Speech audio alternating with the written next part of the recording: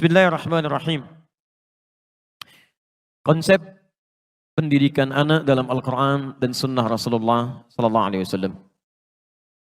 Bagian pertama, Al-Quran ingin memperkenalkan dulu sebelum anak itu dididik, tentunya mesti ada dulu anak yang diharapkan itu.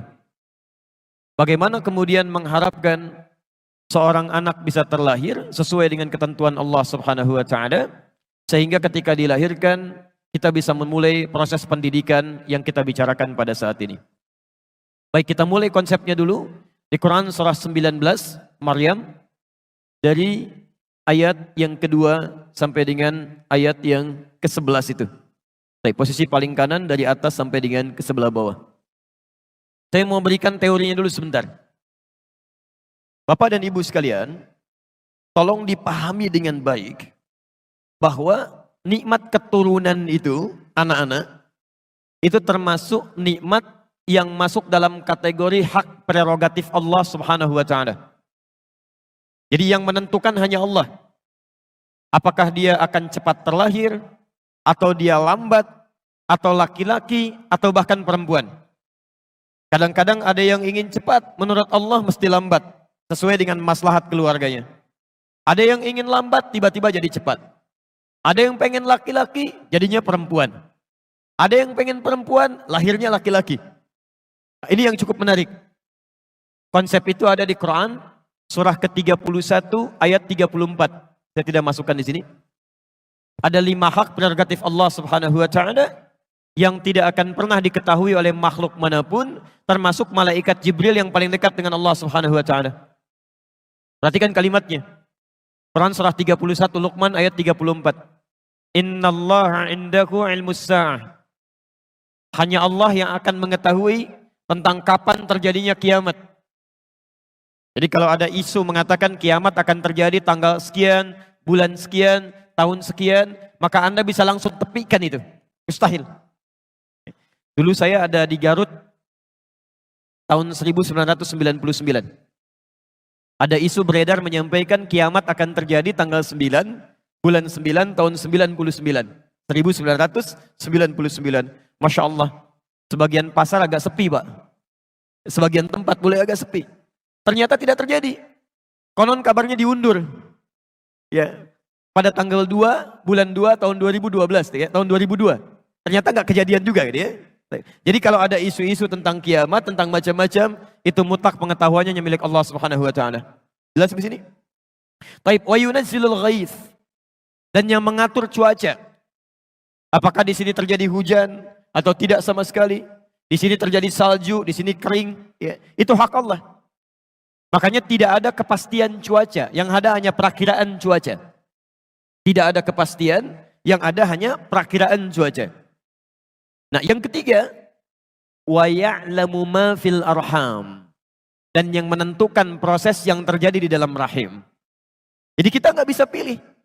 Walaupun Anda berikhtiar, ada metodenya, ini ya, supaya cepat bisa mengandung dan melahirkan. Kalau Allah belum berkehendak, belum bisa terjadi. Ini ya, supaya agak lambat ditahan-tahan kandungan. Kalau Allah tidak berkehendak, tidak akan terjadi. Mengandung ya mengandung. Lahir ya lahir gitu.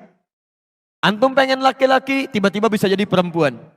Nah, yang harus Anda ketahui penting di sini, ternyata nikmat keturunan ini, selain diatur khusus oleh Allah Subhanahu wa Ta'ala tentang kadarnya, juga telah ditetapkan oleh Allah berdasarkan maslahat di rumah tangganya. Jadi tidak ditetapkan oleh Allah terlahir seorang anak, kecuali akan melengkapi kekurangan yang ada di kedua orang tuanya. Antum mengharapkan perempuan, tiba-tiba lahir laki-laki. Karena yang dibutuhkan untuk melengkapi sifat orang tuanya memang anak laki-laki. Selanjutnya mungkin laki-laki lagi. Selanjutnya bisa perempuan, dan seterusnya. Dan hukum ini, tolong garis bawahi, berlaku untuk seluruh kalangan manusia. Tidak peduli apakah dia seorang nabi, rasul, atau manusia biasa sekalipun. Kalau sudah Allah berkehendak, maka akan terjadi sesuai dengan keputusannya. Kita ambil contoh, seorang nabi yang dekat dengan Allah Subhanahu wa Ta'ala, yang rajin ibadah, yang takwanya luar biasa, tapi selama hidupnya telah puluhan tahun, ternyata belum mendapatkan anugerah keturunan. namanya Nabi Zakaria. Kita kenalkan dalam bahasa Al-Quran. Kaf, ha, ya, ain, sad, dzikru rahmati rabbika abdahu Zakaria. Masya Allah. Allah sampaikan berikut ini kami akan kisahkan tentang seorang hamba Allah subhanahu wa ta'ala yang punya sifat baik luar biasa, namanya Zakaria. Masya Allah. Antum kenal Zakaria? Kenal Nabi Zakaria? Kenal di mana, Mas? Kenal. Apa persoalan Nabi Zakaria? Idh nada rabbahu nidaan khafiyya. Qala rabbi anni wahana al-'azmu minni washta'ala ar-ra'su shayba wa lam akum bidu'aika rabbi syaqiyya. Masya Allah.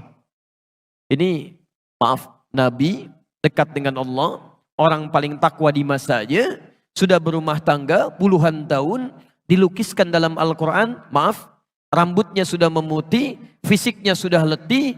Dalam masa ini istrinya divonis secara medis, maaf, tidak mungkin punya keturunan, monofos dan mandul. Jadi istrinya divonis monofos dan mandul, suaminya juga sudah sepuh, ya sudah fisiknya mulai letih, rambutnya sudah mulai memutih, kata manusia mustahil punya keturunan.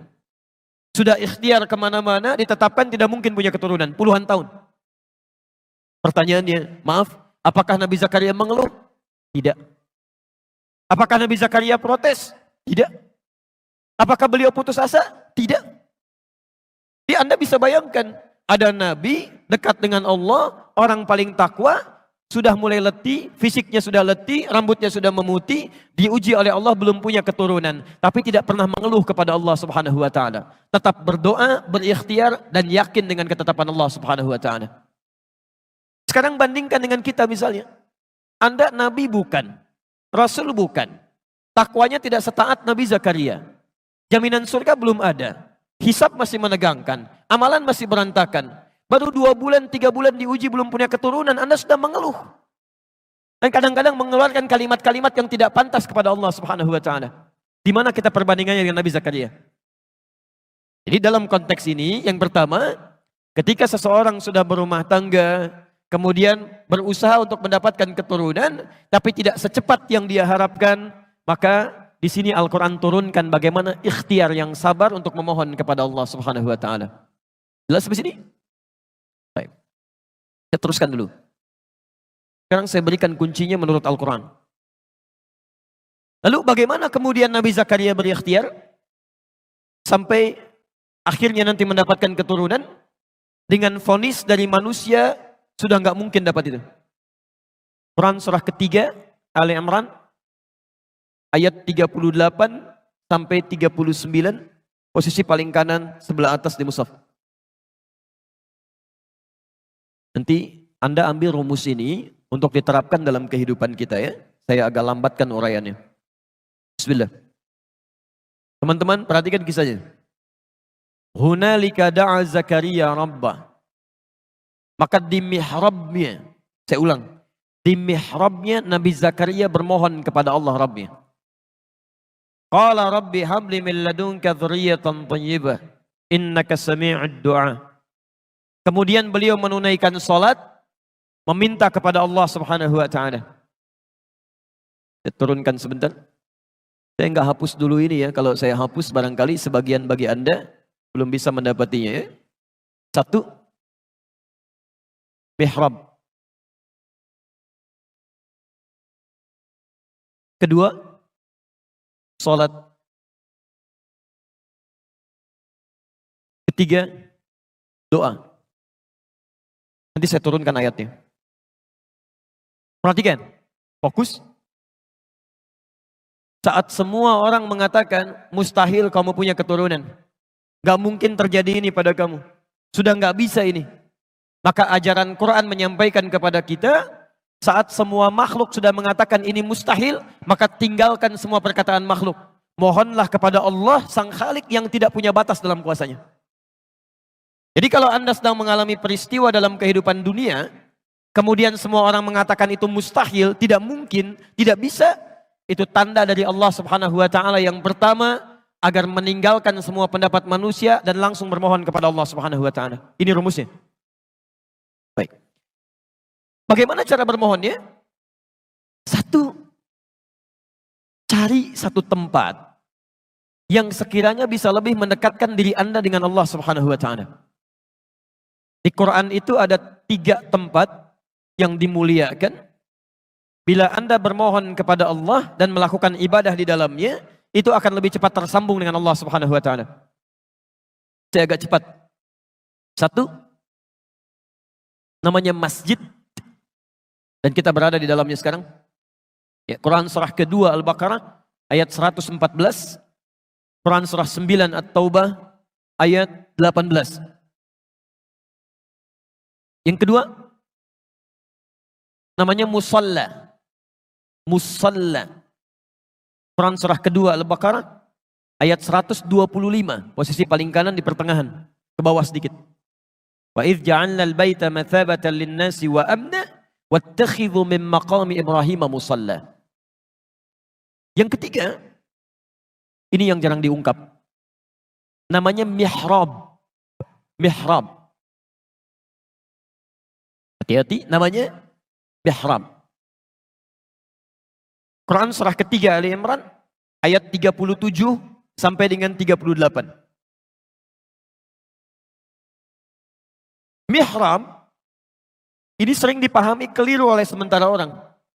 Kalau disebutkan mihrab, yang terbayang adalah tempat imam di depan dalam memimpin sholat. Padahal dalam kalimat fikih yang disebut dengan mihrab itu adalah tempat yang dikhususkan untuk kepentingan ibadah saja. Dan tidak harus luas. Ya, walaupun rumah Anda cuma petakan misalnya. Ya, misal, saya pernah mengontrak cuma petakan Pak. Tapi kita sediakan satu bentangan selebar sajadah yang kita jadikan mihrab di situ. Jadi hanya untuk ibadah saja. Salatnya di situ, baca Al-Qur'annya di situ, zikirnya di situ, dan tidak harus dicampuri dengan kegiatan-kegiatan dunia yang lain. Jadi kalau mau makan, jangan makan di situ. Kalau mau baca Quran, jangan baca di situ. Anda lihat handphone, keluar dari situ. Itu mihrab. Nah, kalau Anda punya tempat seperti ini, disebutkan dalam Al-Quran, mihrab itu termasuk satu-satunya tempat yang jika benar Anda miliki dan ibadah di dalamnya akan mempercepat terkabulnya doa. Akan mempercepat terkabulnya doa. Ya. Bahkan rizki Anda yang sulit pun, bila Anda memiliki mihrab khusus untuk ibadah, itu diantara yang tercepat untuk mengantarkan rizki kepada Anda. Seperti nanti saya kisahkan, bagaimana seorang Maryam dibuatkan mihrab oleh orang tuanya, sampai-sampai rizkinya Allah yang antarkan langsung di situ. Ya, hadir di dalamnya maksudnya. Nah, sekarang Nabi Zakaria divonis tidak mungkin punya keturunan. Mustahil. Maka yang beliau lakukan pertama kali adalah membuat mihrab. Kemudian apa yang dilakukan di situ? Beliau bangkit tunaikan salat dan berdoa memohon kepada Allah Subhanahu wa taala. Dari mana taunya salat kemudian menunaikan doa di sini? Lihat ayat 38 sampai 39-nya. Hunalika da'a Zakaria rabbah. Di mihrabnya Nabi Zakaria menunaikan salat dan berdoa kepada Rabbnya. Qala rabbi habli min ladunka dzurriyyatan thayyibah innaka sami'ud du'a. Ya Allah, hamba mohon ya Allah. Semua makhluk mengatakan hamba tidak mungkin punya keturunan. Sekarang hamba hanya mohon kepadamu saja yang tidak punya batas dalam kuasa. Engkau pasti mendengar doa hamba. Apa yang terjadi? Ini yang paling menarik. Begitu doanya disampaikan kepada Allah, selesai beliau berdoa, salatnya belum selesai. Masih berdiri dalam salatnya. Dalam bahasa Arab, berdiri itu disebut dengan qaim. Qaimun. Artinya berdiri.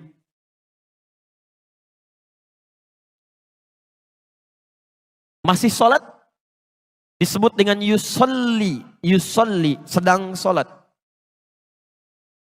Masya Allah. Ini beliau berdoa dalam salatnya. Belum selesai salatnya, baru selesai doa, salatnya masih berdiri. Masih berdiri dalam salatnya.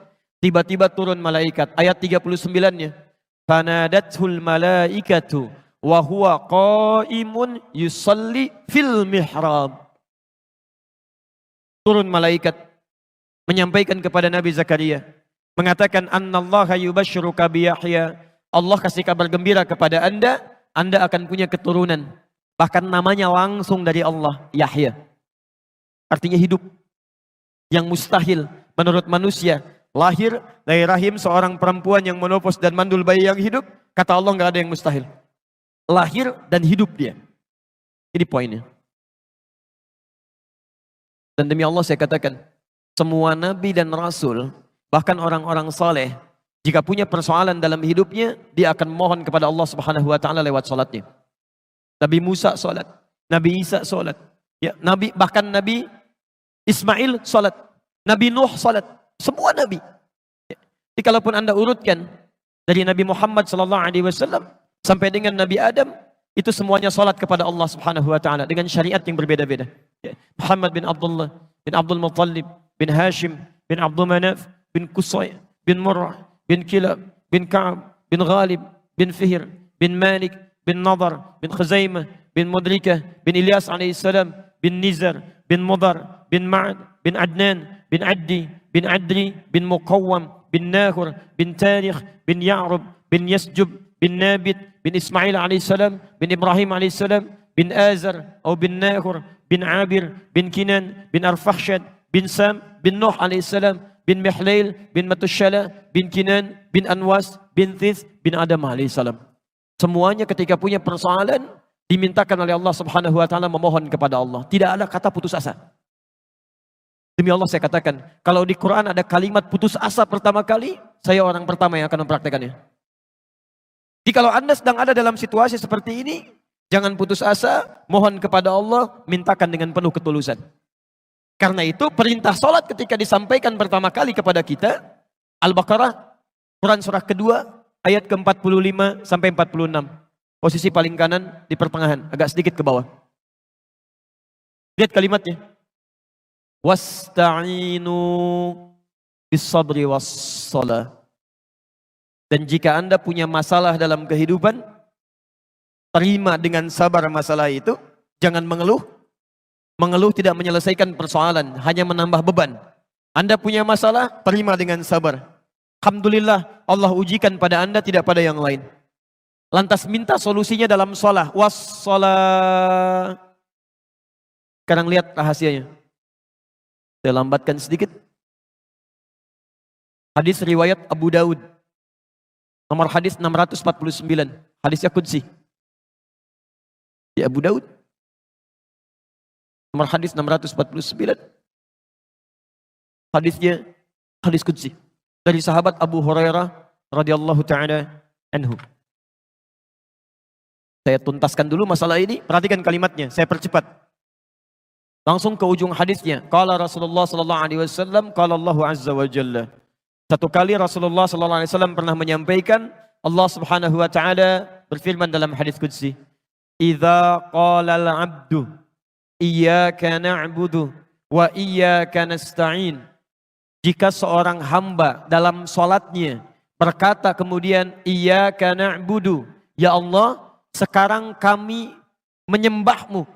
Salat hanya kepadamu. Wa iyyaka nasta'in, dan sekarang kami punya persoalan dalam hidup ya Allah. Kami hanya mohonkan solusinya darimu. Lihat jawabannya. Qala Allah azza wa jalla, maka Allah Subhanahu wa taala akan langsung menjawab kalimat itu.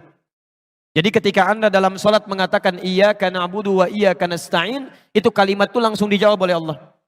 Qala Allah azza wa jalla, Allah Subhanahu wa taala kemudian menjawab, hadza baini wa baina abdi. Ini perjanjian antara aku dengan hambaku. Wali abdi, dan untuk hambaku kalau benar salatnya sampai detik ini, mas'ala, apapun yang dia minta, aku akan kabulkan sekarang.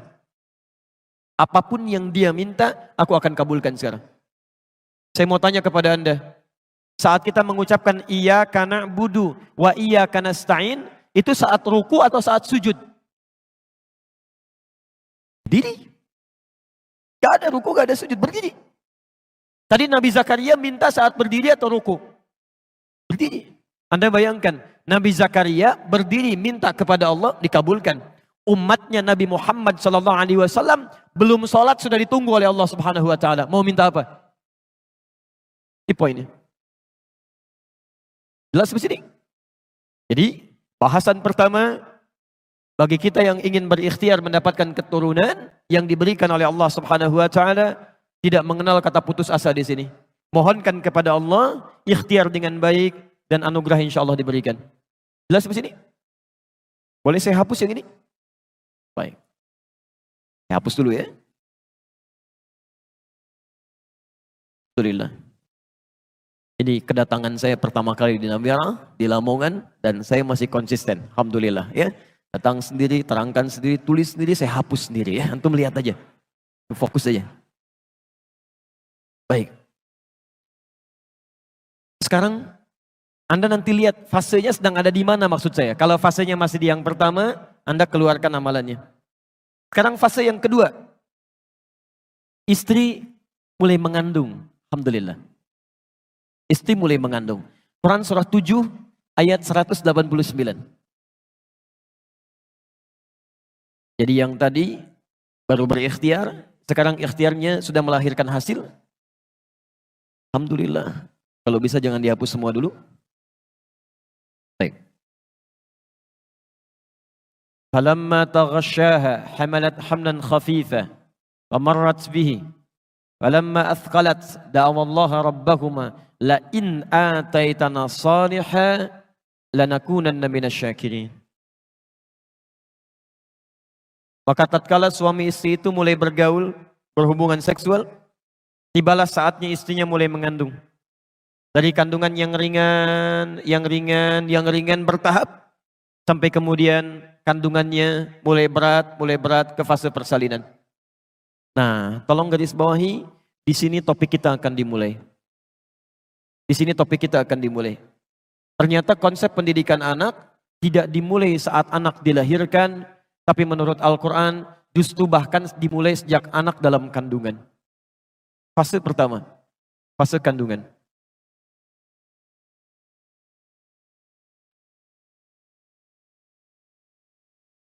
Apa yang harus dilakukan kedua orang tua dalam mendidik anak di dalam kandungan ketika mulai berproses, sehingga diharapkan anak itu tumbuh menjadi baik, dekat dengan Allah, dan bisa menjalani kehidupannya sesuai dengan yang diharapkan. Lihat kalimat Qurannya. Da'awallaha rabbahuma. Suami istri itu, keduanya. Ya. Bukan cuma istrinya, tidak hanya suaminya, tapi suami istri itu da'awallaha rabbahuma, memperbanyak doa kepada Allah Subhanahu wa taala. Ini bagian pertama. Doa. Apa yang dimintakan? Dalam ayat ini satu kalimat. La in ataitana shaliha. Ya Allah, bila pun mohon ya Allah engkau berkenan menganugerahkan kepada kami anak yang soleh yang akan dilahirkan ini. Jadi pendidikan pertama dalam Al-Quran, ketika fase dalam kandungan, Quran mengatakan perbanyak oleh orang tuanya doa-doa permohonan kepada Allah agar yang terlahir menjadi anak yang saleh. Doa anak saleh.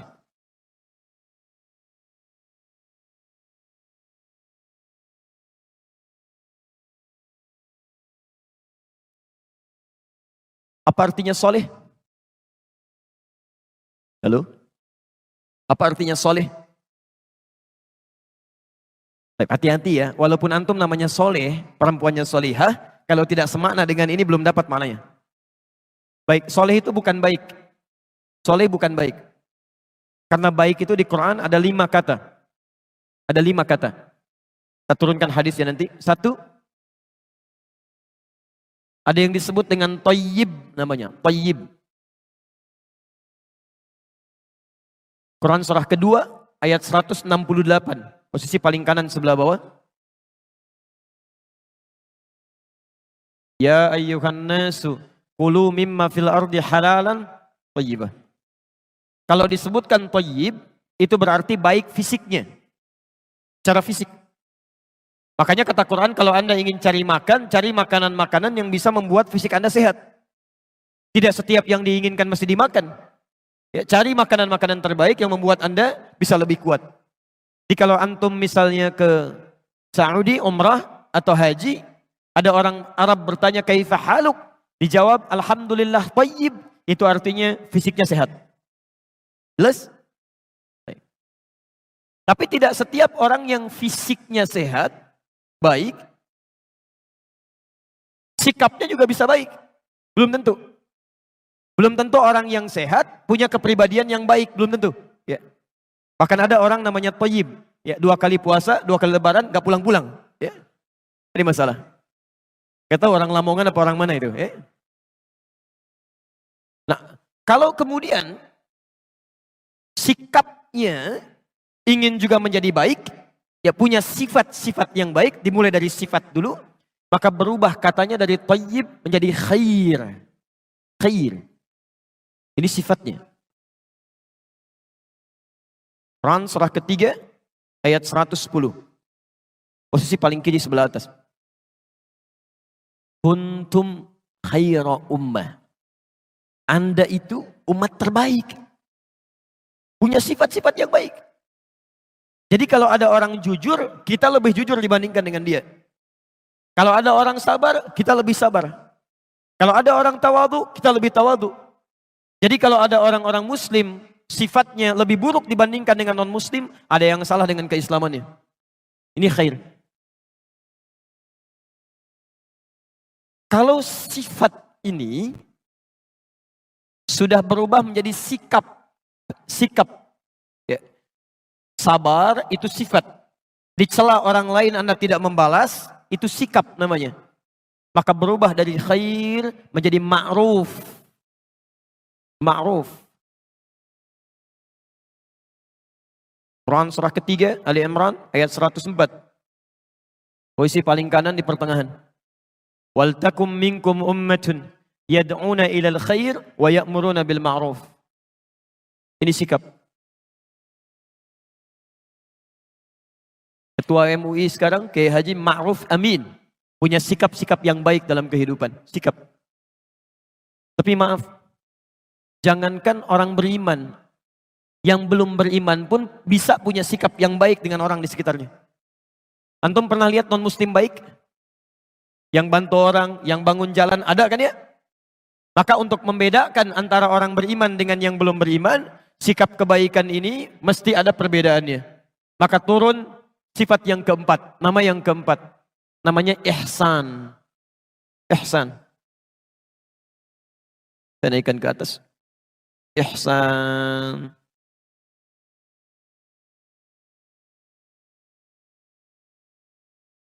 Apa itu ihsan? Nah, ini baru pertemuan pertama ya. Kalau tidak tahu kita cukup katakan wallahu a'lam. Itu paling gampang ya. Malaikat ditanya, qalu subhanaka la ilma lana illa ma 'allamtana. Sahabat ditanya, wallahu taala alam. Antum bukan malaikat, bukan sahabat. Ditanya, tahu. Enggak ditanya, bengong. Masya Allah. Antum maunya apa sebetulnya? Ya. Mudah-mudahan sehat ya. Ya. Baik, apa itu ihsan?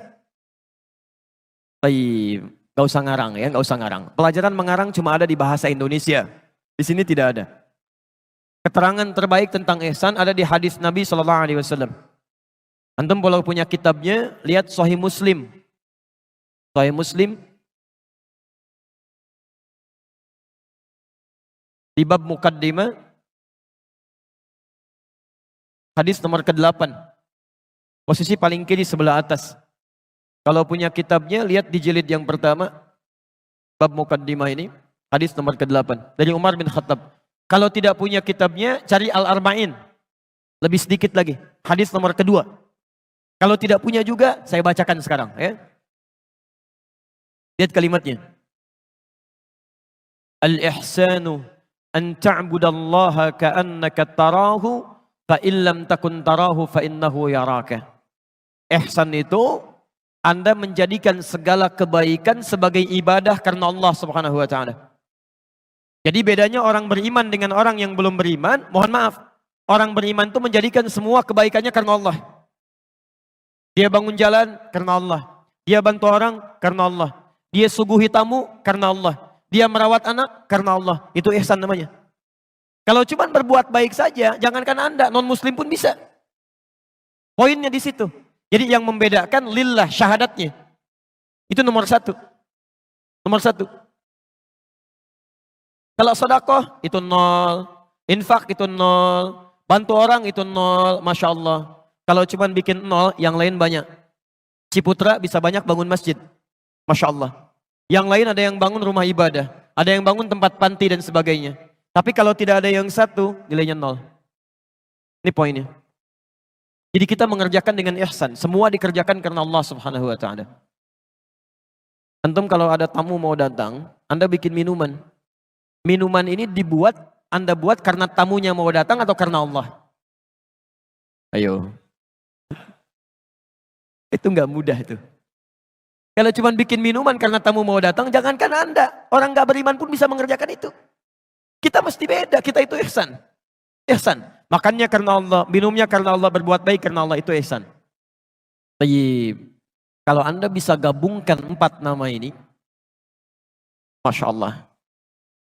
Fisiknya sehat, sifatnya baik, punya sikap baik, dan dilakukan karena Allah Subhanahu wa ta'ala.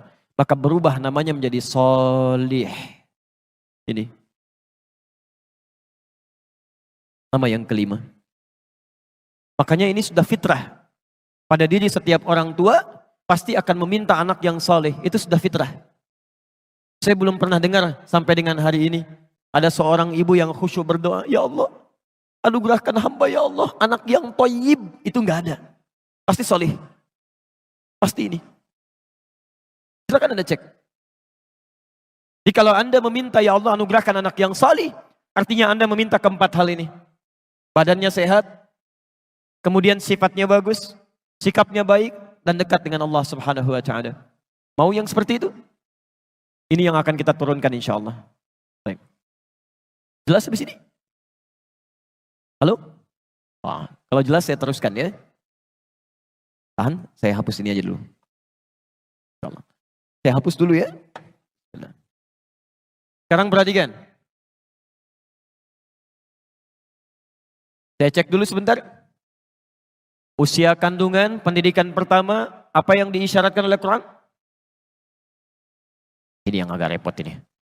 Ada 4 tipe orang pembelajar kata para ulama. Yang pertama, cepat ingat, lambat lupa. Yang kedua, cepat ingat, cepat lupa. Yang ketiga, lambat ingat, lambat lupa. Yang keempat ini yang agak repot. Lambat ingat, cepat lupa. Susah saya. Baik, antum yang mana sebetulnya? La haula wala quwata illa billah. Baik, pendidikan pertama berdoa, meminta anak yang saleh. Ya. Tolong ini jangan diabaikan ya. Kelihatan seperti biasa tapi dampaknya akan banyak. Yang kedua, apa doa spesifiknya? Apa doa spesifik yang dimintakan supaya anak ini tumbuh dengan soleh? Kita lihat tafsiran nabinya, bukan pendapat pribadi di sini. Antum cari, mau hadis yang tebal, bahasa Arab, atau yang tipis ada terjemahan? Oh, baik. Cari di Al-Arba'in, hadis nomor keempat, riwayat Abdullah bin Mas'ud, radhiyallahu ta'ala anhu, posisi paling kiri sebelah atas. Saya bacakan hadisnya. Nanti kalau sedang ada yang mengandung, khususnya nanti sebelum 4 bulan dengan di atas 4 bulan itu agak berbeda doanya. Saya bacakan hadisnya. Bismillah. Qala Rasulullah sallallahu alaihi wasallam wa huwa as-sadiqul masduq. Satu kali Rasulullah sallallahu alaihi wasallam pernah bersabda, sedangkan beliau orang yang selalu benar dan dibenarkan oleh orang lain. Inna ahadakum yujma'u fi batni ummihi 40 yawman nutfah. Sungguh setiap Anda itu, setiap anak cucu Adam akan dihimpun di perut ibundanya dengan berproses. 40 hari pertama berbentuk nutfah, campuran antara spermatozoa dengan ovum, baru bercampur, berproses. Thumma yakunu mithla dzalika 'alaqah. 40 hari yang kedua berbentuk alaqah, zighat yang mulai menempel di dinding rahim. Thumma yakunu mithla dzalika mudirah. 40 hari ketiga, usia 4 bulan sudah berbentuk mudirah. Saya pernah mengamati di Fakultas Kedokteran, itu istilahnya pun sama, menggunakan istilah hadis, mudirah. Ya, sebentuk daging kunyahan yang mulai ada bentuknya. Tayyib, ini yang menarik. thumma yursalu ilaihil malak fayanfukhu fihi roh. Dalam usia 4 bulan inilah kemudian diutus malaikat untuk meniupkan rohnya dengan izin Allah Subhanahu wa taala. Dimohon sebesar-besarnya kalau ada yang tengah mengandung atau dalam proses kandungan sudah masuk pada usia 4 bulan, itu artinya rohnya sudah ditiupkan. Nah, dalam usia 4 bulan ini kemudian wa yu'maru bi katsbi arba'in, diperintahkan oleh Allah Subhanahu wa taala untuk menetapkan 4 hal. 4 hal. 1, bi katsbi rizqihi, tetapkan rizkinya. Kedua, wa ajalihi, ajalnya. Yang ketiga, wa amalihi, amal perbuatannya.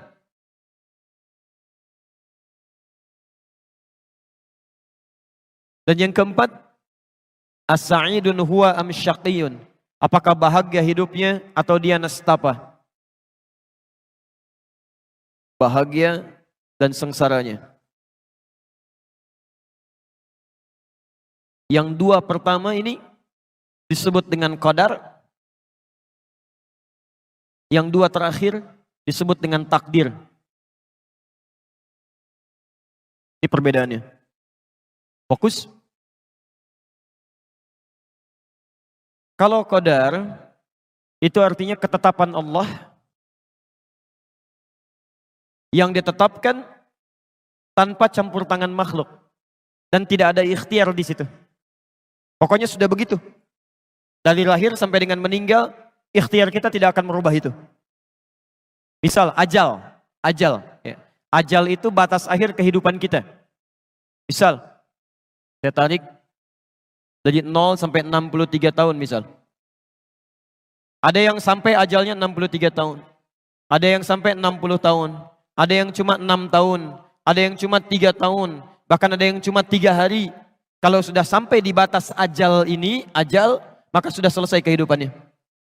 Gak bisa nambah, gak bisa dikurangi. Quran surah 7 ayat 34. Idza jaa ajaluhum la yastakhiruna sa'ata wa la yastaqdimun. Kalau sampai di batas ini, maka tidak bisa dia memajukan atau dia mundurkan.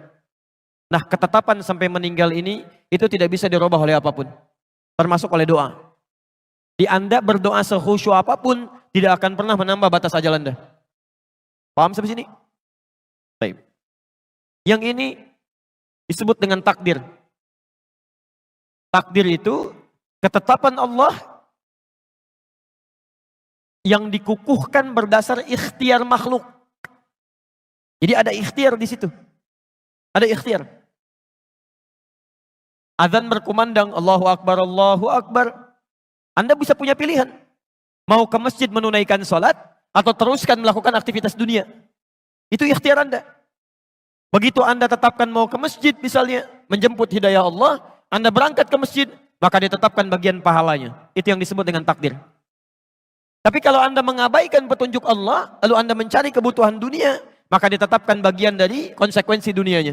Bisa menjadi dosa, bahkan bisa menjadi bagian hukuman untuknya. Paham sampai sini? Itu yang disebut dengan takdir. Nah, mohon maaf, ini usia 4 bulan akan ditetapkan oleh Allah Subhanahu wa taala. Bagaimana tentang qadarnya? Termasuk juga dengan kemampuan untuk memilih takdirnya. Ini poinnya. Maka orang tua dalam fase kandungan saat anak usia 0 sampai 4 bulan itu, kalau sudah diketahui dia mulai mengandung, maka mohonkanlah kepada Allah Subhanahu wa taala agar 4 hal ini ditetapkan oleh Allah dalam suasana yang baik. Minta. Suami istri. Ya Allah, mohon ya Allah, anugerahkan kepada anak hamba ya Allah, anak kami rizki terbaik dalam hidupnya. Jauhkan dari yang haram ya Allah, dekatkan dengan yang halal ya Allah. Teguhkan hatinya untuk menjemput yang halal dalam hidupnya, rizkinya. Ya Allah, mohon ya Allah, berapapun ajal yang telah Engkau tetapkan bagi anak hamba nanti ya Allah, mohon jadikan setiap detik dalam kehidupannya, setiap delik usianya sebagai kebaikan-kebaikan yang mendapatkan pahala dari sisimu. Ya Allah, mohon ya Allah, bimbing dia untuk selalu mengerjakan amal-amal yang soleh, meninggalkan perbuatan-perbuatan buruk. Mohon ya Allah, jadikan hidupnya penuh dengan kebahagiaan dan jauh dari segala nestapa dan kesengsaraan hidup. Ini 4 hal. Sebelum masuk usia 4 bulan. Jelas di sini? Ini sunnah. Ini sunnah. yang mohon maaf sampai hari ini jarang memasyarakat di tengah-tengah komunitas kita. Ini poin yang sangat penting, kadang-kadang sangat menentukan. Baik, usia 4 bulan ke atas, konsep pendidikannya tidak hanya tercukup kepada doa, meminta anak yang soleh, tapi juga sifat soleh dalam doa ini, awas hati-hati ya, mesti dipraktekkan dalam bentuk ikhtiar. Tolong garis bawahi konsep ini ya. Doa itu tidak cukup dimohonkan kepada Allah, tapi harus disandingkan dengan ikhtiar yang mewujudkan doa yang dimohonkan. Misal,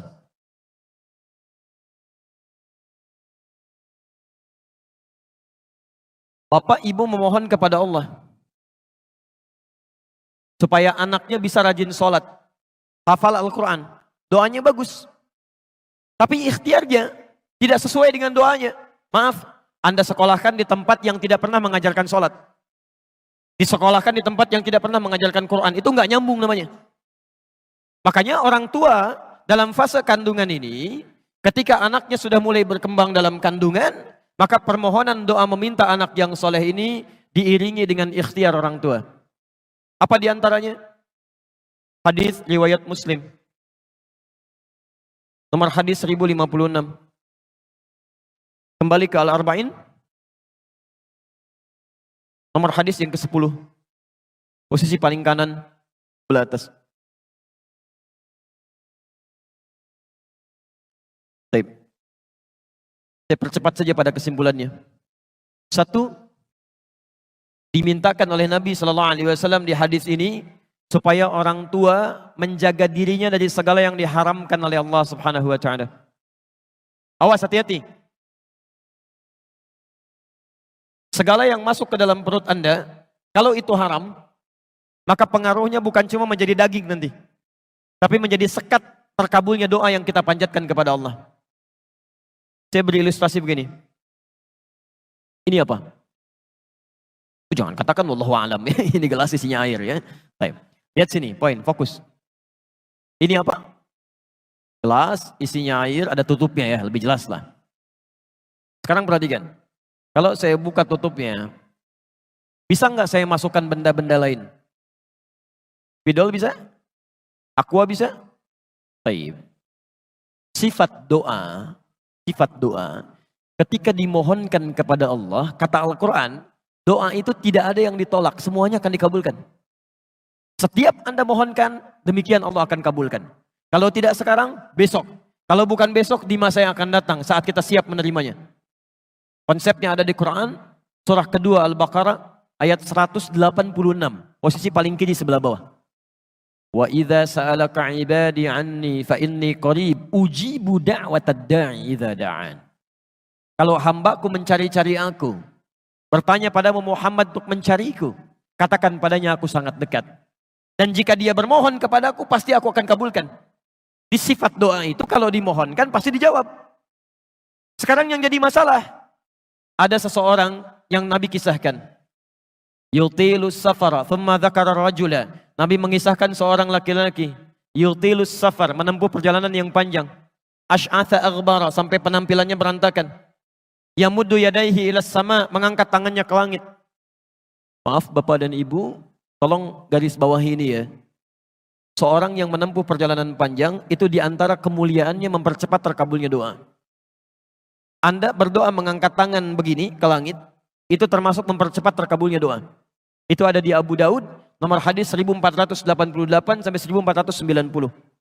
Dan cara mengangkatnya bukan terpisah begini, tapi mendekat seperti ini. Mendekat. Ya, jadi ini redaksi riwayatnya mendekat bukan menjauh. Taib. Orang ini menempuh perjalanan panjang, mengangkat tangannya ke langit, kemudian dia bermohon dengan al-asmaul husna. Faqala ya Rabb, ya Rabb. Keterangan ketiga dalam Al-Quran. Surah ke-17 dari ayat 110 sampai 111. Posisi paling kanan sebelah atas. Qulid'ullaha awil ar-Rahman ayyamma tad'u falahul asmaul husna. Kalau Anda punya kebutuhan, sebut nama Allah atau namanya Ar-Rahman, atau kalau Anda paham, cari nama-nama Allah yang sesuai dengan kebutuhan kita. Jadi kalau punya kesulitan, sebut ya Allah ya Al-Fattah. Kurang rizki, sebut ya Allah ya Razzaq. Ada yang mengganggu, sebut ya Allah ya Al-Jabbar. Dan puncaknya menyebut dengan nama rububiyah. Ya Rabb, ya Rabb. Makanya Anda sering berdoa menggunakan kalimat Rabb.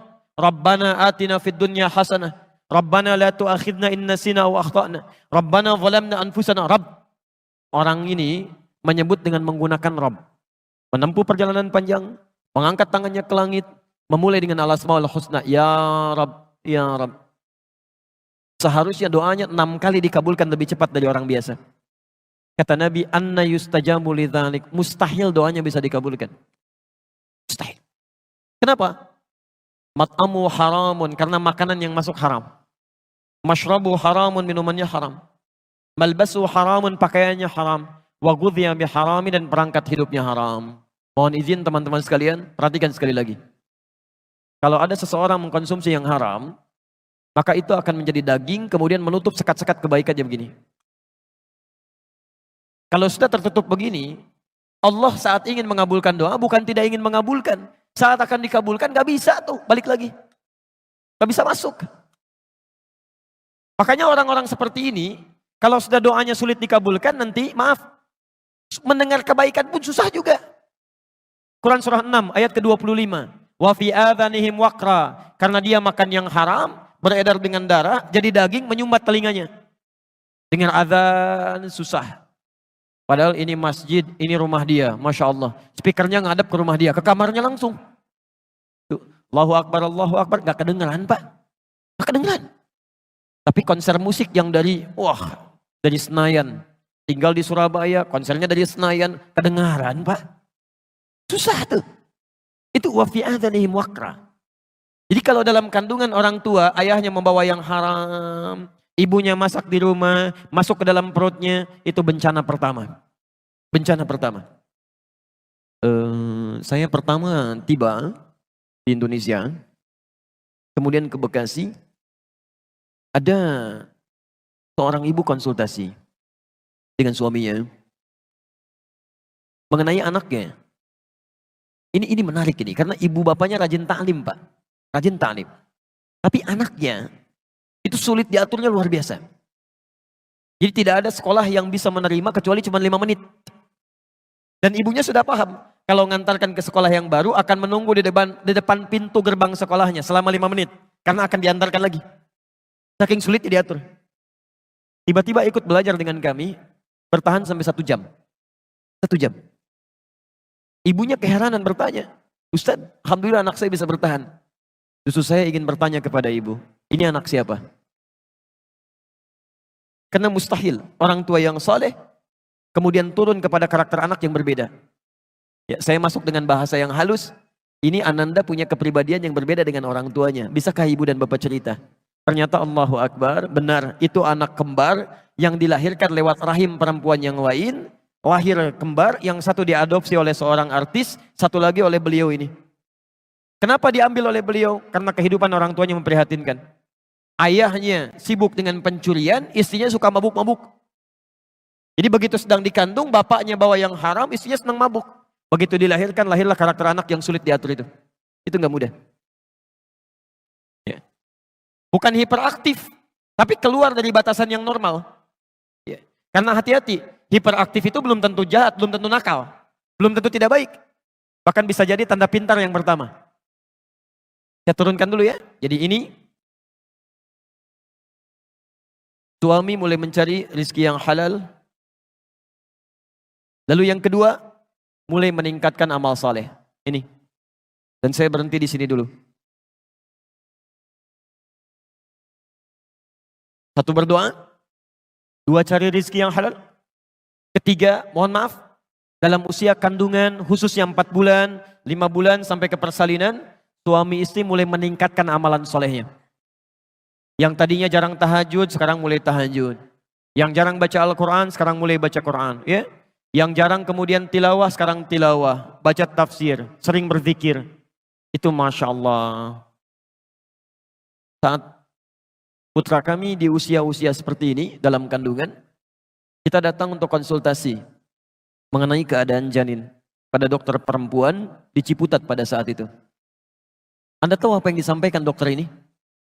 Pak, ini kami sudah ada pertemuan dokter-dokter muslim se-Asia disimpulkan ternyata ada pengaruh positif yang langsung sampai kepada janin anak yang dikandung dari peningkatan amal soleh kedua orang tuanya. Dan di Malaysia pernah diuji, ketika seorang anak dalam kandungan dibacakan Al-Quran langsung, khususnya oleh ibunda atau ayahandanya, itu Masya Allah berubah posisi janinnya menjadi bersujud, jadi berputar begini. Itu langsung. Itu dokter yang menyampaikan. Kalau orang biasa mungkin bisa saya dengarkan, saya tinggalkan. Ini dokter. Lalu kami coba praktikkan pada anak kami. Anak yang pertama. Ya, kita coba mulai tingkatkan amal saleh, baca Al-Quran. Sampai kami beli speaker aktif. Ya, kemudian diisi USB. Di situ Quran aja terus berputar sampai 24 jam. Sampai hari ini. Ya. Jadi walaupun kita kosong, rumah tidak ada, itu Qurannya tetap mutar, Pak. Jadi kalau antum nanti ingin coba silahkan, akan ada suasana yang berbeda. Nikmat, tenang gitu. Kadang-kadang jadi hidayah. Jadi hidayah di situ.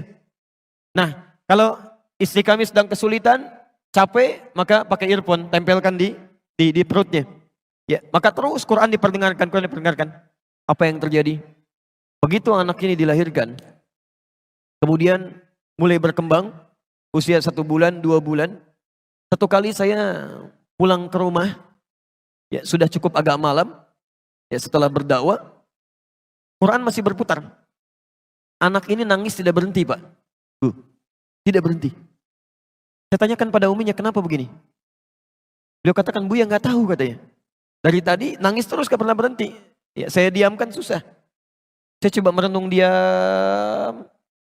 Setelah itu saya katakan, coba ganti suratnya dengan Ar-Rahman. Putar. Begitu diputar suratnya, ternyata diam. Saya bilang kembalikan ke ayat tadi. Ternyata nangis lagi. Allahu Akbar. Ternyata ayat yang sedang dia perdengarkan itu, yang sedang dia dengar, itu ayat yang sedang berbicara tentang siksa neraka. Di anak yang terus diperdengarkan, respeknya kepada Quran tinggi. Begitu dia bisa merangkak pertama kali, ketika melihat bapak ibunya sedang memulai murajaah Quran. Kami sedang murajaah Quran, si anak ini dengar Quran, dia mengejar, Pak. Sampai kami beri nama Muhammad Hamilul Quran, yang lekat dengan Al-Quran. Ini pasti ada pengaruhnya. Ya. Jadi antara ikhtiar yang Anda lakukan dengan apa yang kemudian Anda hadirkan pada anak pasti akan ada pengaruhnya. Ini yang dilakukan oleh orang tua Imam Asy-Syafi'i, yang dilakukan oleh orang tua Imam Ahmad bin Hanbal, yang dilakukan oleh orang tua Imam Al-Bukhari. Nanti kalau ada waktu, saya akan ceritakan bagaimana Imam Al-Bukhari yang lahir kemudian ayahnya meninggal dunia, yang matanya kemudian buta, tapi karena ikhtiar kedua orang tuanya oleh Allah Subhanahu wa taala dikembalikan matanya bisa melihat normal. Bisa melihat normal. Ini poinnya. Jadi kalau ada anak sikapnya kurang menyenangkan, yang pertama jangan dipersalahkan. Mungkin Anda juga yang salah awalnya. Tidak memberikan harta yang halal, membawa yang syubhat ke rumah, tidak memperhatikan perhatian yang benar. Ini poinnya. Jelas di sini? Ini baru dalam kandungan ya, anaknya belum lahir. Itu sampai jam berapa? Oh, baik. Enggak apa-apa. Antum silakan sampai sore, saya zuhur pulang. Kita harus ke Terawas ya, insyaallah. Baik. Sekarang lahir. Jadi masa kandungan. Berdoa minta anak yang soleh. Cari asupan yang halal. Tingkatkan amal soleh.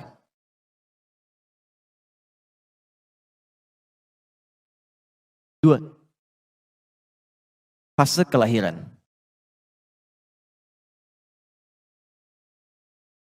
Quran surah kedua ayat 233, posisi paling kanan sebelah bawah.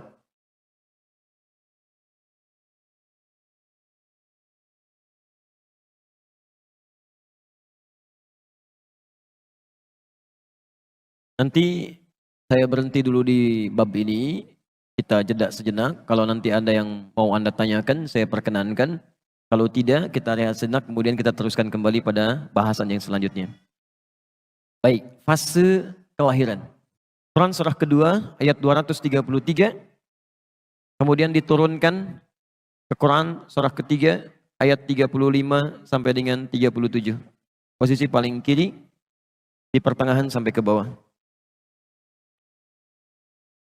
Baik, bismillah.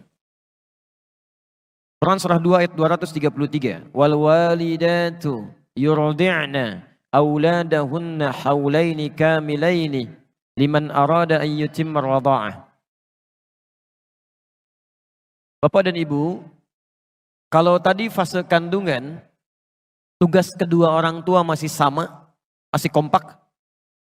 Pasca lahiran, mulai dipisah oleh Allah. Mulai ada beda tugas. Tolong pahami betul ini ya. Pertama, tugas seorang istri yang baru melahirkan. Namanya langsung disebut oleh Allah beda. Namanya walidah. Walidah, ibu yang baru melahirkan. Wal walidatu, dan perempuan yang baru melahirkan itu yurdi'na auladahunna. Tolong jangan banyak diberikan beban, kata Quran. Fokuskan saja dirinya untuk bisa memberikan ASI bagi anaknya. Kalau bisa sempurnakan sampai dengan 2 tahun. Ibu, tugas pertamanya maksimalkan ASI. Insyaallah.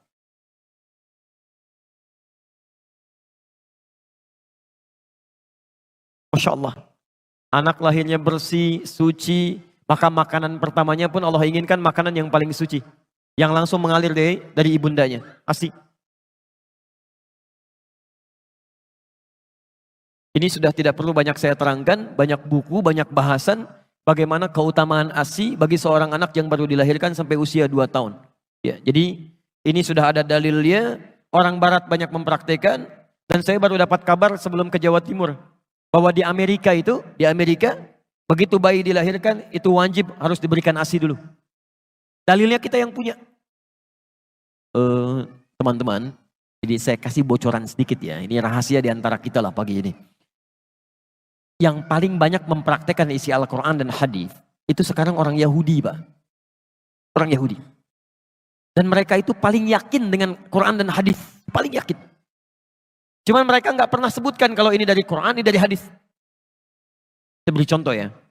Dari mulai anak-anak itu kecil sampai dengan dewasanya, anak kecil saja yang dikeluarkan pendidikannya dari hadis. Tinggalkan hal-hal yang tidak berguna, ditontonan yang tidak bagus dijauhkan dari anak-anak. Hal-hal yang tidak kreatif dijauhkan dari anak-anak. Semacam kayak gadget, kayak macam-macam itu dijauhkan.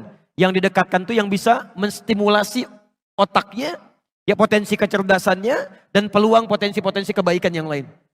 Itu Masya Allah. Itu dimunculkan.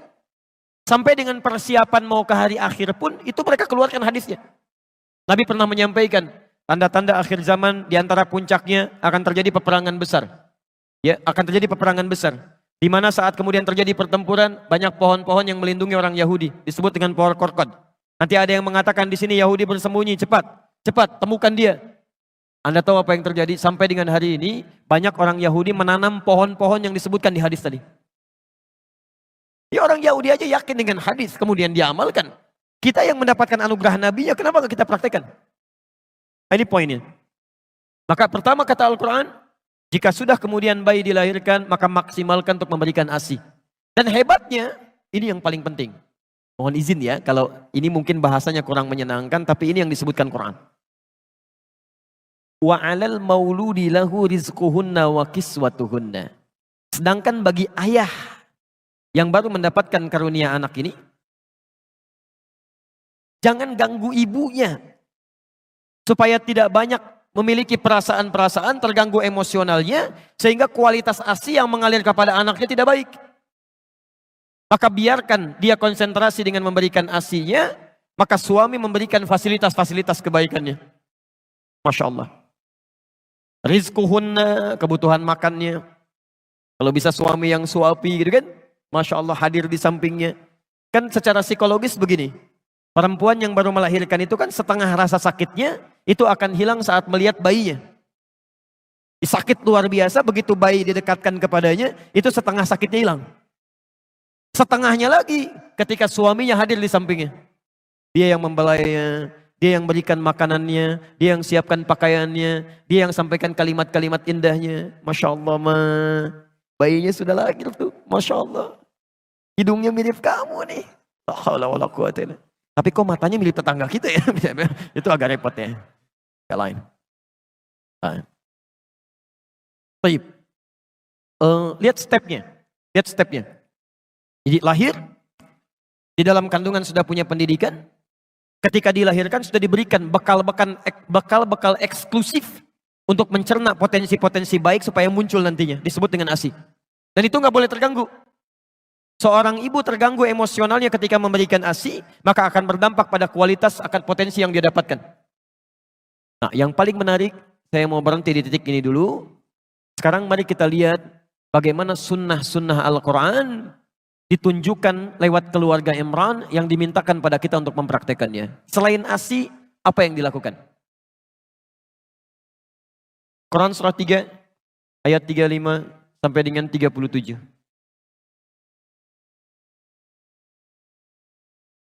Barangkali kebanyakan anak-anak kita ada di fase ini nantinya. Baik. Ayat 35 itu yang tadi sudah saya ulas. Idh qalat imra'atu Imrana, Rabbi inni nadhartu laka ma fi batni muharrara, fataqabbal minni. Innaka sami'ud du'a. Ya Allah, saya bernazar anak yang saya kandung ini menjadi anak yang soleh dekat denganmu ya Allah. Saya mohon jadikan dia anak yang dekat denganmu. Jadi mohon izin Bapak dan Ibu sekalian, sekali lagi, setiap anak yang dikandung, mohonkan kepada Allah. Dan bagian keduanya di ayat ini, tolong spesifik minta, anak ini mau direncanakan jadi apa? Jadi Anda harus punya planning. Misal, anak pertama itu jadi penghafal Quran. Masya Allah. Anak kedua, tafsirnya. Masya Allah. Anak ketiga, hadisnya misalnya. Anak keempat, fikihnya. Wah, ini kalau dikabulkan oleh Allah Subhanahu wa taala indah sekali. Begitu punya persoalan, nah anak pertama apa ayatnya? Ini Abi, Masya Allah. Adik hadisnya apa? Ini Abi, Masya Allah. Tafsirnya apa kakak? Ini Abi, Masya Allah. Hukum fikihnya apa? Ini Abi. La haula wala quwata illa billah. Namira pokoknya kosong nggak ada pengajian. Habis nih. Ini indah. Yang Anda mulai rencanakan. Nah sekarang ayat 36-nya. Selain sunnah yang ini, teruskan. Falamma wada'atha. Tatkala bayinya dilahirkan, qalat rabbi inni wada'tuha untha. Kemudian orang tua mulai berdoa lagi kepada Allah Subhanahu wa taala setelah menerima tentang kelahiran ini, baik laki-laki atau perempuan. Hannah pernah berkata, ya Allah, yang lahir perempuan ya. Dijawab oleh Allah, wallahu a'lamu bima wada'at wa laysa dzakaru kal untha. Allah lebih paham tentang yang dilahirkan untuk kemaslahatan kamu. Perempuan pun punya keistimewaan yang tidak dimiliki oleh laki-laki. Jadi ini adab, kalau sudah dilahirkan terima. Baik laki-laki atau perempuan, itu yang terbaik. Jangan mengeluh. Jelas ya? Baik. Apa yang dilakukan? Kemudian, wa inni sammaituha Maryam. Selanjutnya, mulai beri nama dengan nama yang terbaik. Cari nama-nama yang baik. Awas hati-hati. Ada banyak sahabat dan sahabiyah yang namanya diganti oleh Rasulullah SAW karena mengandung unsur yang tidak baik di dalamnya. Abu Hurairah namanya Abdurrahman, asalnya Abdus Syams. Ketika datang masuk Islam langsung diganti namanya oleh Nabi. Jangan Abdus Syams, ganti jadi Abdurrahman. Baik. Ada perempuan namanya Su'ah, si jelek, diganti oleh Nabi, enti Jamilah, ganti jadi Jamilah. Dicari nama-nama yang terbaik di situ. Ya. Dan hati-hati, jangan sampai ada nama anak-anak misalnya, bahkan ketika diberikan nama tanpa disadari, itu nama-nama yang tidak disukai oleh Allah Subhanahu wa taala. Misal nama-nama setan, ya. Hati-hati. Khanzab nama setan, Dasim nama setan, hati-hati. Kemudian Misut nama setan, Walhan nama setan.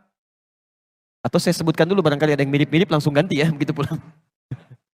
Awas hati-hati ya, nama-nama yang tidak baik cepat tinggalkan. Berikan nama yang terbaik di sini. Dan ini yang paling penting. Ingat, nama itu bagian dari doa bagi yang bersangkutan. Jangan bercanda dengan nama, kasihan. Saya lihat KTP beberapa orang Indonesia pernah menerima di media sosial, itu Masya Allah. Ada yang namanya karena bapaknya senang lawakan, anaknya dinamakan Warkop DKI gitu kan. Ada yang dinamakan dengan tokoh-tokoh yang kontroversial. Kasihan, karena yang akan membawa beban dari nama itu anaknya, bukan orang tuanya. Jelas ya? Teruskan. Berikan nama, ini, kasih nama. Wa inni u'idzuha bika wa dzurriyyataha minasyaitonir rajim. Ini yang jarang dilakukan. Sejak anak dilahirkan, langsung bermohon kepada Allah Subhanahu wa taala agar dia dijauhkan dari setan. Ada setan khusus yang menggoda anak dari mulai lahir, namanya Ummu Sibyan. Ya, berdoa supaya dijauhkan dari setan.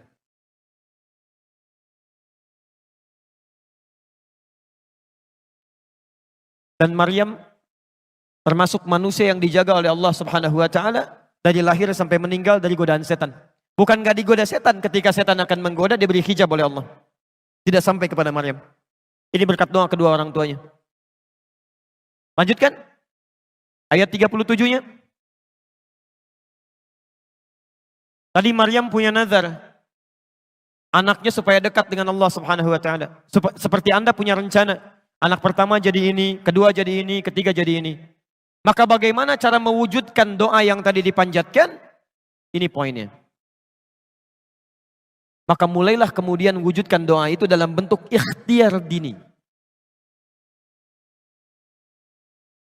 Teruskan. Lahir.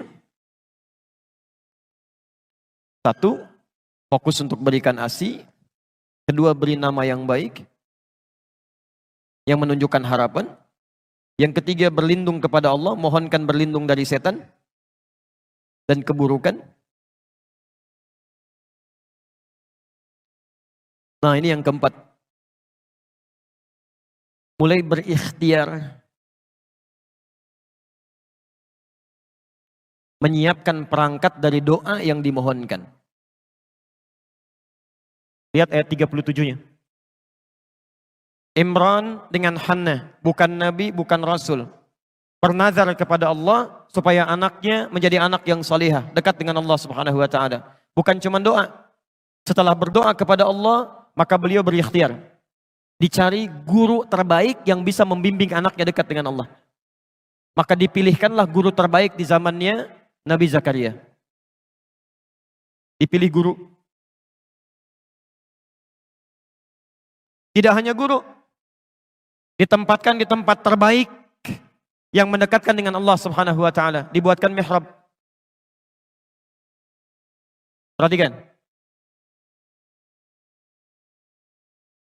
Doa ada, ikhtiar ada, dipilihkan gurunya, ada tempatnya. Ketika semua ini sudah disiapkan, apa yang terjadi? Turunlah jawaban langsung dari Allah Subhanahu wa taala. Ayat 37-nya. Fataqabbalaha rabbuha biqabulin hasanin wa ambataha nabatan hasana. Ketika semua diikhtiarkan dengan semua ini, maka turun jawaban dari Allah. Saya terima, kata Allah, semua ikhtiar ini. Kalau Allah sudah terima semua ikhtiar orang tua, maka Allah langsung yang akan memperhatikan anak yang dimaksudkan. Dari mulai tumbuhnya sampai dengan meninggalnya. Saya mau tanya kepada Anda ya. Anda orang tua, alhamdulillah, ibunya mengandung 9 bulan lebih. Kemudian dilahirkan, Anda bekerja keras, dirawat di rumah. Saat dia mulai sekolah, apakah Anda bisa memastikan kalau anak Anda bisa menyentuh makanan yang baik? Bertemu dengan teman yang baik?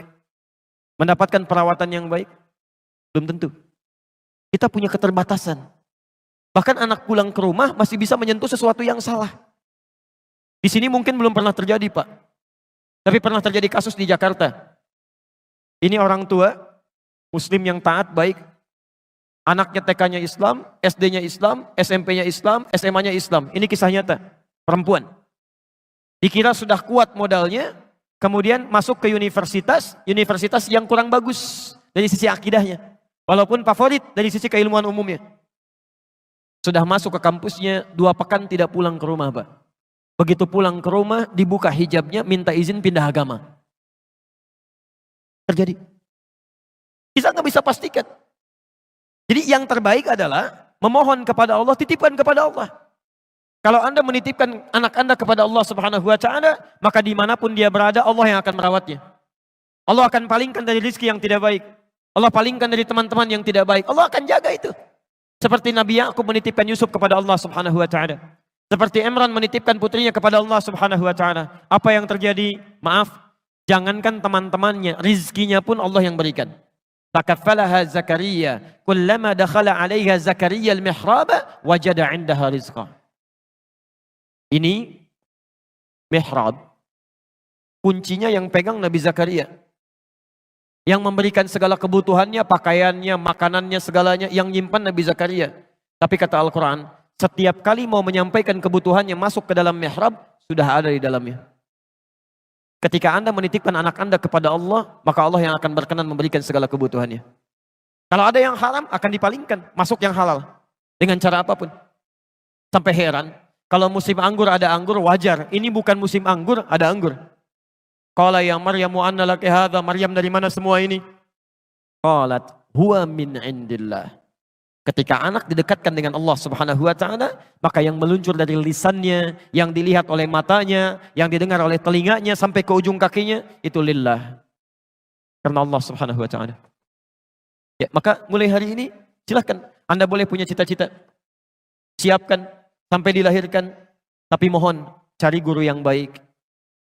Coba saat ke sekolah itu disurvei dulu. Kepala sekolahnya siapa? Guru-gurunya bagaimana? Pada rajin sholat apa tidak? Senang tilawah Quran atau tidak?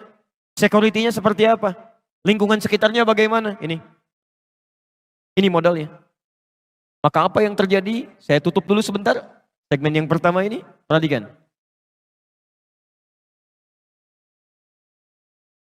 Jadi orang tuanya namanya siapa? Halo? Orang tuanya namanya siapa? Imran. Istrinya siapa? Hanna. Baik. Imran dan Hanna. Tidak disebutkan di Quran. Punya anak namanya siapa? Maryam. Baik. Sekarang lihat. Imran Nabi bukan? Bukan. Hanna Nabi bukan? Bukan. Punya anak namanya Maryam. Maryam Nabi bukan? Rasul bukan? Bukan. Tapi yang hebat, bisa lebih baik dibandingkan kedua orang tuanya. Lebih baik. Ciri kebaikannya, lihat, ciri kebaikannya. Imran dengan Hanna disebutkan dalam bentuk keluarga. Keluarga Imran, Maryam punya surat sendiri, surah Maryam. Ibunya Maryam dan bapaknya kalau ingin makan ikhtiar dulu. Maryam tidak, Allah langsung yang berikan kepadanya. Ibunya Maryam mengandung, menikah dulu dengan Imran. Maryam tidak, mengandung, melahirkan tanpa disentuh oleh laki-laki manapun. Walam yamsasni bashar. Saya berikan rumus tafsir ya. Kalau di Quran ada kalimat menunjuk kepada orang, kejadiannya disebutkan, itu tandanya tidak akan berlaku lagi di masa yang akan datang. Hanya terjadi pada orang ini saja. Maryam pernah mengandung, pernah melahirkan tanpa disentuh oleh perempuan laki-laki manapun. Dan bahasanya dikatakan Maryam binti Imran. Itu artinya tidak akan pernah terjadi kejadian ini kecuali hanya pada Maryam binti Imran saja. Jadi kalaupun ada perempuan sekarang bisa mengandung, melahirkan tanpa bapak, itu banyak. Tapi yang tidak disentuh laki-laki cuma Maryam. Kalaupun ada yang ngaku-ngaku Maryam, mungkin ada. Tapi tidak ada yang Maryam binti Imran. Cuma ini. Lebih hebat dibanding kedua orang tuanya. Sekarang Maryam mengandung, melahirkan. Lahir siapa? Isa. Nabi bukan? Rasul bukan? Rasul. Lebih baik dibandingkan dengan ibu dan kakeknya. Di ketika generasinya dilahirkan, itu selalu lebih baik daripada sebelumnya. Ini prinsip dari Al-Quran. Anak kita akan mendapatkan tantangan di masanya yang jauh daripada kita. Mesti kita siapkan lebih baik dibandingkan kedua orang tuanya. Jadi kalau punya anak lebih baik daripada bapaknya. Punya cucu lebih baik daripada kakek, neneknya, dan kedua orang tuanya. Karena tantangan dia di masa depan lebih daripada kita saat ini. Sering orang tua mengatakan, Ustadz mohon doakan supaya anak saya bisa seperti Ustadz. Saya katakan jangan. Harus lebih daripada ini. Karena tantangan dia di masa datang lebih daripada ini. Ini poinnya. Anda boleh nggak hafal Quran dan berikhtiar sampai hari ini. Tapi anak Anda mesti ada. Masa satu keluarga besar nggak ada yang hafal Quran satupun? Masa satu keluarga besar nggak ada yang tahu hadis satupun? Mesti ada. Ada yang harus kita banggakan di hadapan Allah Subhanahu wa taala. Nanti di akhir kajian saya akan tunjukkan bagaimana Quran menawarkan masuk surga satu keluarga bersama-sama. Satu keluarga. Dan itu tawaran. Kalau ada yang ingin silahkan, yang tidak itu pilihan Anda.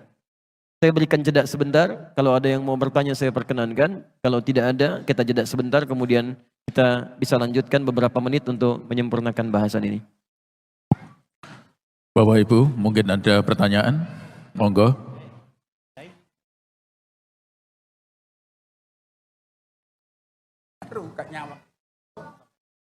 Apa Mas?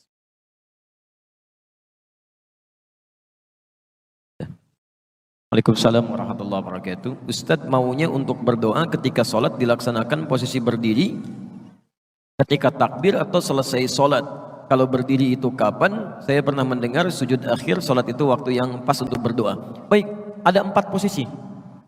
Saya ulang, ada 4 posisi dalam sholat yang langsung dijamin oleh Al-Quran dan hadis Nabi SAW sebagai posisi yang cepat mengabulkan doa. 1, berdiri. Berdiri. Dalilnya di Quran, surah ketiga Ali Imran, ayat 38 sampai 39. Di Al-Baqarah ayat ke-45. Di hadis Nabi SAW riwayat Abu Daud nomor hadis 649. Nanti saya turunkan. Yang kedua, saat ruku dan sujud. Saat ruku dan sujud. Dalilnya di Quran ada di surah ke-48 Al-Fatah ayat 29. Selanjutnya 4. Jadi tadi berdiri, 2 ruku, 3 sujud di ayat yang sama. Yang keempat, sesaat sebelum salam. Setelah mengatakan innaka hamidum majid, itu ada doa yang kalau Anda bisa mohonkan dengan baik juga cepat dikabulkan. Itu riwayatnya ada di hadis Muslim nomor hadis 588. Saya mulai dari yang berdiri dulu ya. Ada 2 cara ketika Anda ingin bermohon saat berdiri dalam sholat. Cara pertama yang tidak dilafazkan berdasarkan isyarat di Quran ya. Surah ke-2 Al-Baqarah ayat ke-45. Wasta'inu bis-sabri was-salah. Dan jika Anda memiliki persoalan dalam kehidupan, terima dengan sabar, kemudian mintakan solusinya lewat sholat. Saya turunkan kalimatnya, mohon bisa dihapus dulu. Ya.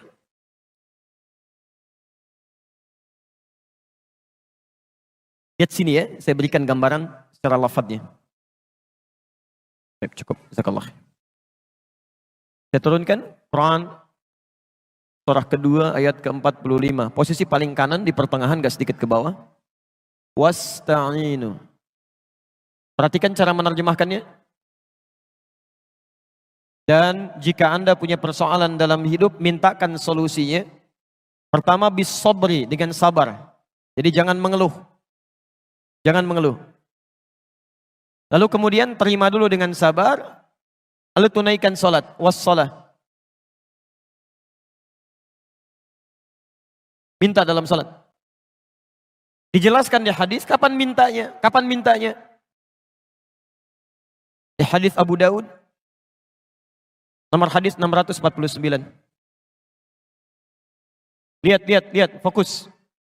Perintah Qur'annya wasta'inu, dan mohonkan kepada Allah. Kalau Anda ingin robah kalimat wasta'inu menjadi bentuk permintaan, kita yang minta, maka dalam bahasa Arab kalimatnya akan berubah dari ista'inu menjadi nasta'in. Diturunkan nasta'in.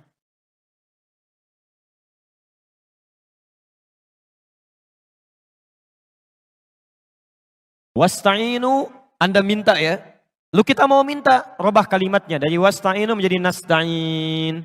Sekarang perhatikan. Nabi menyampaikan ketika seorang hamba dalam salatnya mengatakan, "Idza qala al-'abdu iyyaka na'budu wa iyyaka nasta'in." Ya Allah, kami sekarang salat menyembah-Mu saja. Dan sekarang kami punya persoalan ya Allah. Kami minta solusinya dari-Mu saja. Dari-Mu saja. Saat Anda mengucapkan kalimat ini, bukankah Anda ucapkan saat berdiri? Dalam mengucapkan Al-Fatihah itu? Dalam baca Al-Fatihah? Setelah Maliki Yaumiddin apa bacaannya?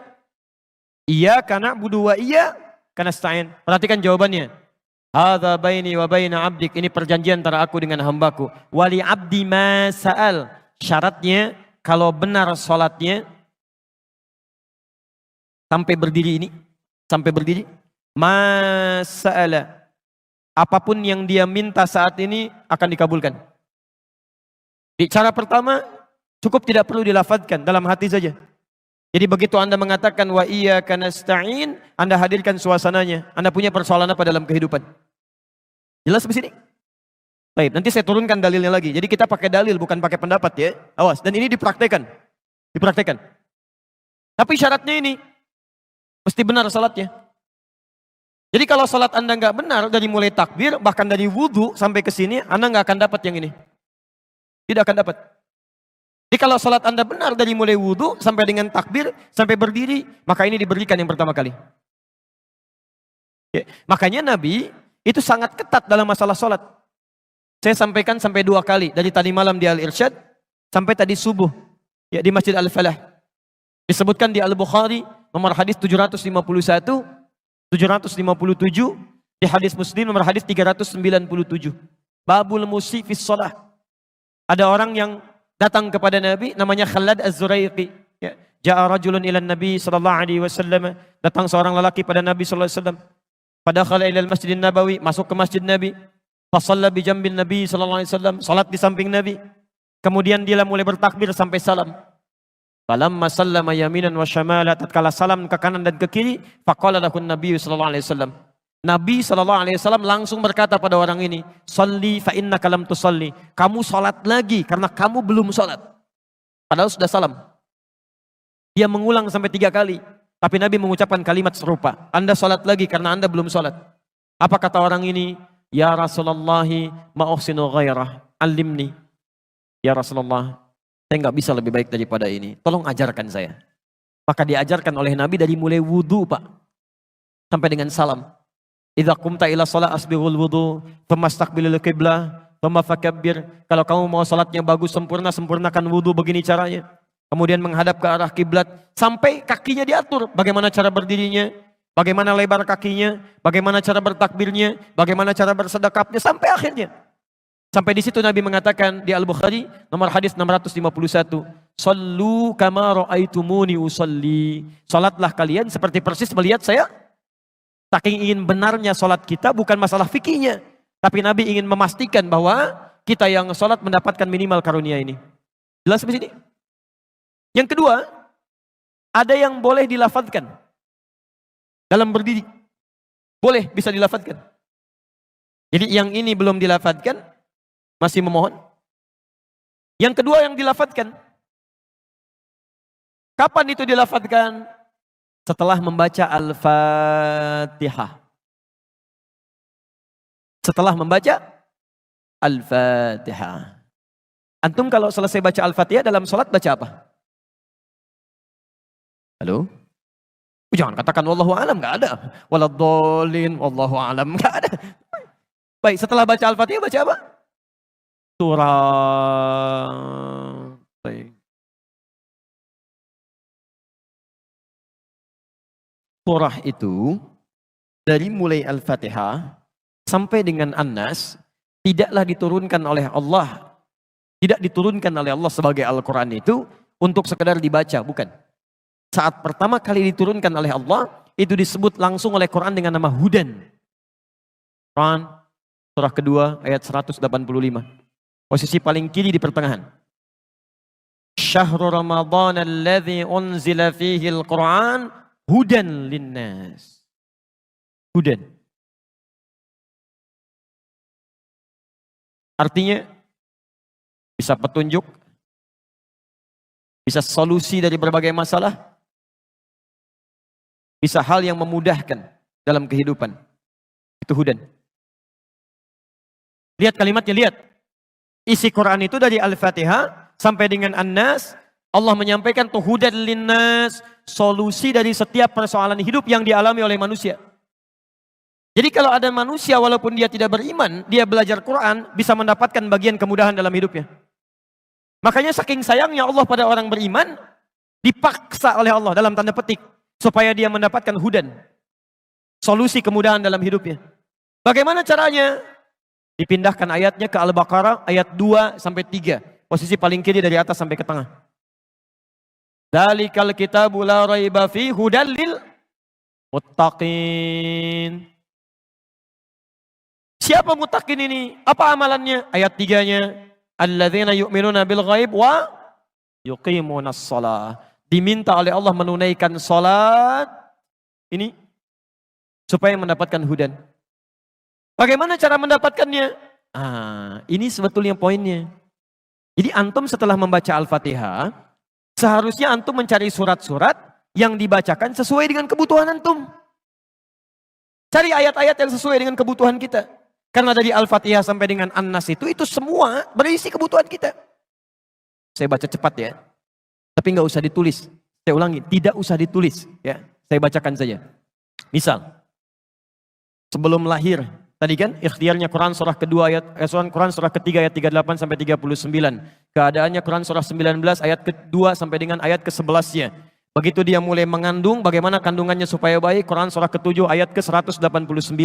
Begitu dilahirkan, bagaimana supaya ASI-nya mengalir lancar, anaknya tumbuh menjadi anak yang saleh, Quran surah kedua ayat 233. Begitu usia 2 tahun ke atas, dia mulai belajar bagaimana supaya dekat dengan Allah, baik dengan orang tuanya, baik dengan tetangganya, Quran surah ke-31 ayat 13 sampai dengan ayat 19-nya. Kemudian dia mulai belajar supaya cepat menangkap pelajarannya, Quran surah 9 ayat 122. Supaya meningkat prestasinya, Quran surah 58 ayat yang ke-11. Kemudian dia mulai meningkat lagi pendidikannya, mulai mendapatkan teman-teman bergaul. Bagaimana supaya tidak bisa merubah keadaannya, supaya lebih dekat dengan Allah, tidak terjebak dalam pergaulan bebas. Quran surah ke-49 ayat ke-13-nya. Ada yang serius datang mau melamar, bagaimana menyikapinya? Quran surah ke-4 ayat yang ke-4. Terjadi pernikahan, Quran surah 30 ayat ke-21. Setelah menikah, bagaimana membagi tugasnya? Supaya tidak gelisah dalam pembagian tugas, tidak saling menyingkirkan satu dengan yang lainnya. Quran surah ke-4 ayat 34. Setelah dia menikah, suami mulai mencari nafkah. Bagaimana cara bekerjanya? Yang standar ada di Quran surah kedua ayat 168. Kalau mendapatkan ingin yang lebih mudah lagi, Quran surah kedua ayat 172. Kalau belum berangkat, rizkinya sudah menunggu dia, Quran surah 7 ayat ke-96-nya. Kemudian dalam bekerja ini tidak mudah. Istri harus merawat anaknya, merawat rumah tangga. Kadang-kadang anaknya sulit diatur, mengatakan pada perintah ibunya, mengatasinya Quran surah ke-17 ayat ke-23. Itu dua-duanya sama-sama capek. Jangan dikira yang pergi ke kantor saja. Ibu pun merawat anak juga kadang-kadang ada rasa lelah. Bagaimana mengatasinya? Kalau lelah-lelah sedikit, itu ada di Quran surah ke-26 ayat ke-80. Kalau sudah mulai menjadi penyakit, bahkan kata dokter nggak ada obatnya, bagi Allah nggak ada yang mustahil. Quran surah ke-21 ayat 83 sampai dengan 84. Kadang-kadang Anda yang bekerja, ada orang yang tidak suka dengan Anda. Ada yang usil, ingin menyingkirkan Anda, menyungkurkan Anda. Ada perlindungan dari Allah di Quran surah ke-17 ayat 79 sampai dengan 81. Kalau ada yang membuat diri Anda tersesat sampai mengatakan, ya Allah kenapa dia begini ya Allah, apa enggak ada solusinya? Selalu ada. Amalkan di Quran surah ke-21 ayat 87 sampai dengan ayat ke-88-nya. Sampai Anda beraktivitas lagi, mendapatkan kesenangan hidup, harta mulai melimpah, Masya Allah, rumah semakin luas, syukuri itu semua dengan mengamalkan tuntunan di Quran surah ke-14 ayat yang ke-7-nya. Tapi ketika datang ujian, tingkat ujian bisa macam-macam. Ada yang ringan, yang menengah, kemudian yang kuat. Pelajari itu supaya siap menghadapinya. Di Quran surah kedua ayat 214. Solusinya di Quran surah ketiga ayat 142. Cara sabarnya di Quran surah kedua ayat 155 sampai 157. Sampai Anda terus berkembang, usia 40 tahun, orang tua masih ada, ingin berbakti pada orang tua, ada di Quran surah ke-46 ayat yang ke-15-nya. Sampai kemudian Anda semakin sepuh, mengatakan, ya Allah, apakah saya akan hidup untuk selamanya? Tidak. Satu saat kamu akan meninggal. Bagaimana cara meninggalnya ya Allah? Kamu akan kedatangan maut di Quran surah ketiga ayat 185. Maut itu datang lewat malaikat yang diutus. Quran surah 32 ayat yang ke-11. Bagaimana cara diambilnya ya Allah? Kalau kamu ingin tenang diambilnya, kerjakan amal soleh. Maka kamu akan dipanggil dengan kalimat yang menenangkan. Ya ayyatuhan nafsul mutmainnah. Quran surah 89 ayat 27 sampai dengan ayat 30. Tapi kalau kamu banyak amal salah, tidak ada amal soleh, maka panggilannya akan sedikit menegangkan. Quran surah ke-8 ayat ke-50 sambil dipukulin malaikat. Ya Allah, saya telah mengalami malam pertama di alam dunia. Bagaimana malam pertama di alam kubur? Apakah menyenangkan atau ada persoalan? Kalau ingin senang, Quran surah ke-3 ayat 169 sampai 172. Kalau kamu ingin sedikit menegangkan sambil ditampakkan neraka jahanam dari mulai pagi sampai dengan sore, boleh. Ada di Quran surah ke-40 ayat 46 sampai dengan 47-nya. Ya Allah, bagaimana suasana hisab? Apakah menyenangkan atau tidak? Kalau kamu ingin masuk surga tanpa hisab, langsung masuk, mendapatkan berita gembira surga, ada amalannya di Quran surah kedua ayat 25. Tapi kalau kamu misalnya banyak amal salahnya, mengabaikan perintah Allah, bahkan kamu bisa masuk neraka tanpa hisab. Ada di Quran surah ke-18 ayat 100 sampai dengan 101-nya. Ya Allah, bagaimana suasana surga nanti ya Allah? Ayo kerjakan amal soleh. Ada surga bersama Rasulullah tingkat yang paling tinggi. Amalan di Quran surah ketiga ayat 31. Quran surah 59 ayat yang ke-7. Quran surah 33 ayat 21. Ada surga yang di taman surga yang memberikan langsung Allah, bisa melihat Allah tanpa hijab. Quran surah 75 ayat 22 sampai dengan ayat 23. Ada amalannya di Quran surah ke-51 ayat 15 sampai dengan ayat 23. Ada ada surga seluas langit dan bumi. Kemanapun kamu beraktivitas tidak akan pernah menemukan ujungnya. Quran surah ketiga ayat 133 sampai dengan 134. Ada semua. Ada semua. Jadi Anda punya masalah apapun, ayatnya ada di Quran. Jadi begitu mengatakan waladdallin, cari ayat yang sesuai dengan kebutuhan Anda. Mintakan, boleh dilafadzkan. Masalahnya Ustadz, saya nggak hafal ayatnya. Jadi yang dibaca dari subuh sampai isya, An-Nas lagi, minal jinnati, benar. Dan dikabulkan oleh Allah. Mimpinya ketemu jin terus gitu kan. Itu yang boleh dilafadzkan. Tapi ini saya mohon maaf kalau tadi agak cepat ya, makanya saya katakan jangan ditulis. Tapi yang paling indah, Quran tidak pernah membuka sebuah persoalan kecuali melahirkan solusi. Ya Allah, saya harus bacakan ayatnya, bagaimana cara saya menghafalkannya? Ditawarkan langsung di Quran. Nanti lain waktu, kalau saya punya waktu yang lebih luas lagi, saya turunkan metodenya, metode Quran langsung. Kata Allah, saya akan berikan jaminan kepadamu untuk mudah menghafalkan Qurannya. Bahkan disebutkan 4 kali di satu surah. Surah 54, ayat 17, ayat 22, ayat 32, ayat ke-40. Walaqad yassarnal Qur'ana lidzikri fahal min muddakir. Dan kami jamin, kami akan mudahkan semudah-mudahnya Al-Quran itu untuk dihafalkan, untuk diingat. Sekarang ada nggak di antara Anda yang mau menghafalkannya? Pak, Bu, saking mudahnya, anak usia 4 tahun, mata buta, hafal Quran. Bahkan anak kita itu, rekor penghafal Quran paling muda, itu orang Indonesia. Dan fisiknya itu, dikatakan belum sempurna. Fajar namanya. Lahir dengan keadaan yang terlihat tidak sempurna, tapi begitu bicara kalimat yang keluar pertama kali itu Quran. Quran. ASI diberikan, ayahnya bacakan Quran 1 juz. ASI diberikan, ayahnya bacakan Quran 1 juz. Begitu bisa bicara yang keluar Al-Quran. Saking mudahnya, seorang perempuan usia 82 tahun, tidak bisa baca, tidak bisa menulis, diperdengarkan oleh cucunya Al-Quran. 2 tahun hafal Quran. Hafal Quran. Jadi menghafal Quran itu sulit atau mudah?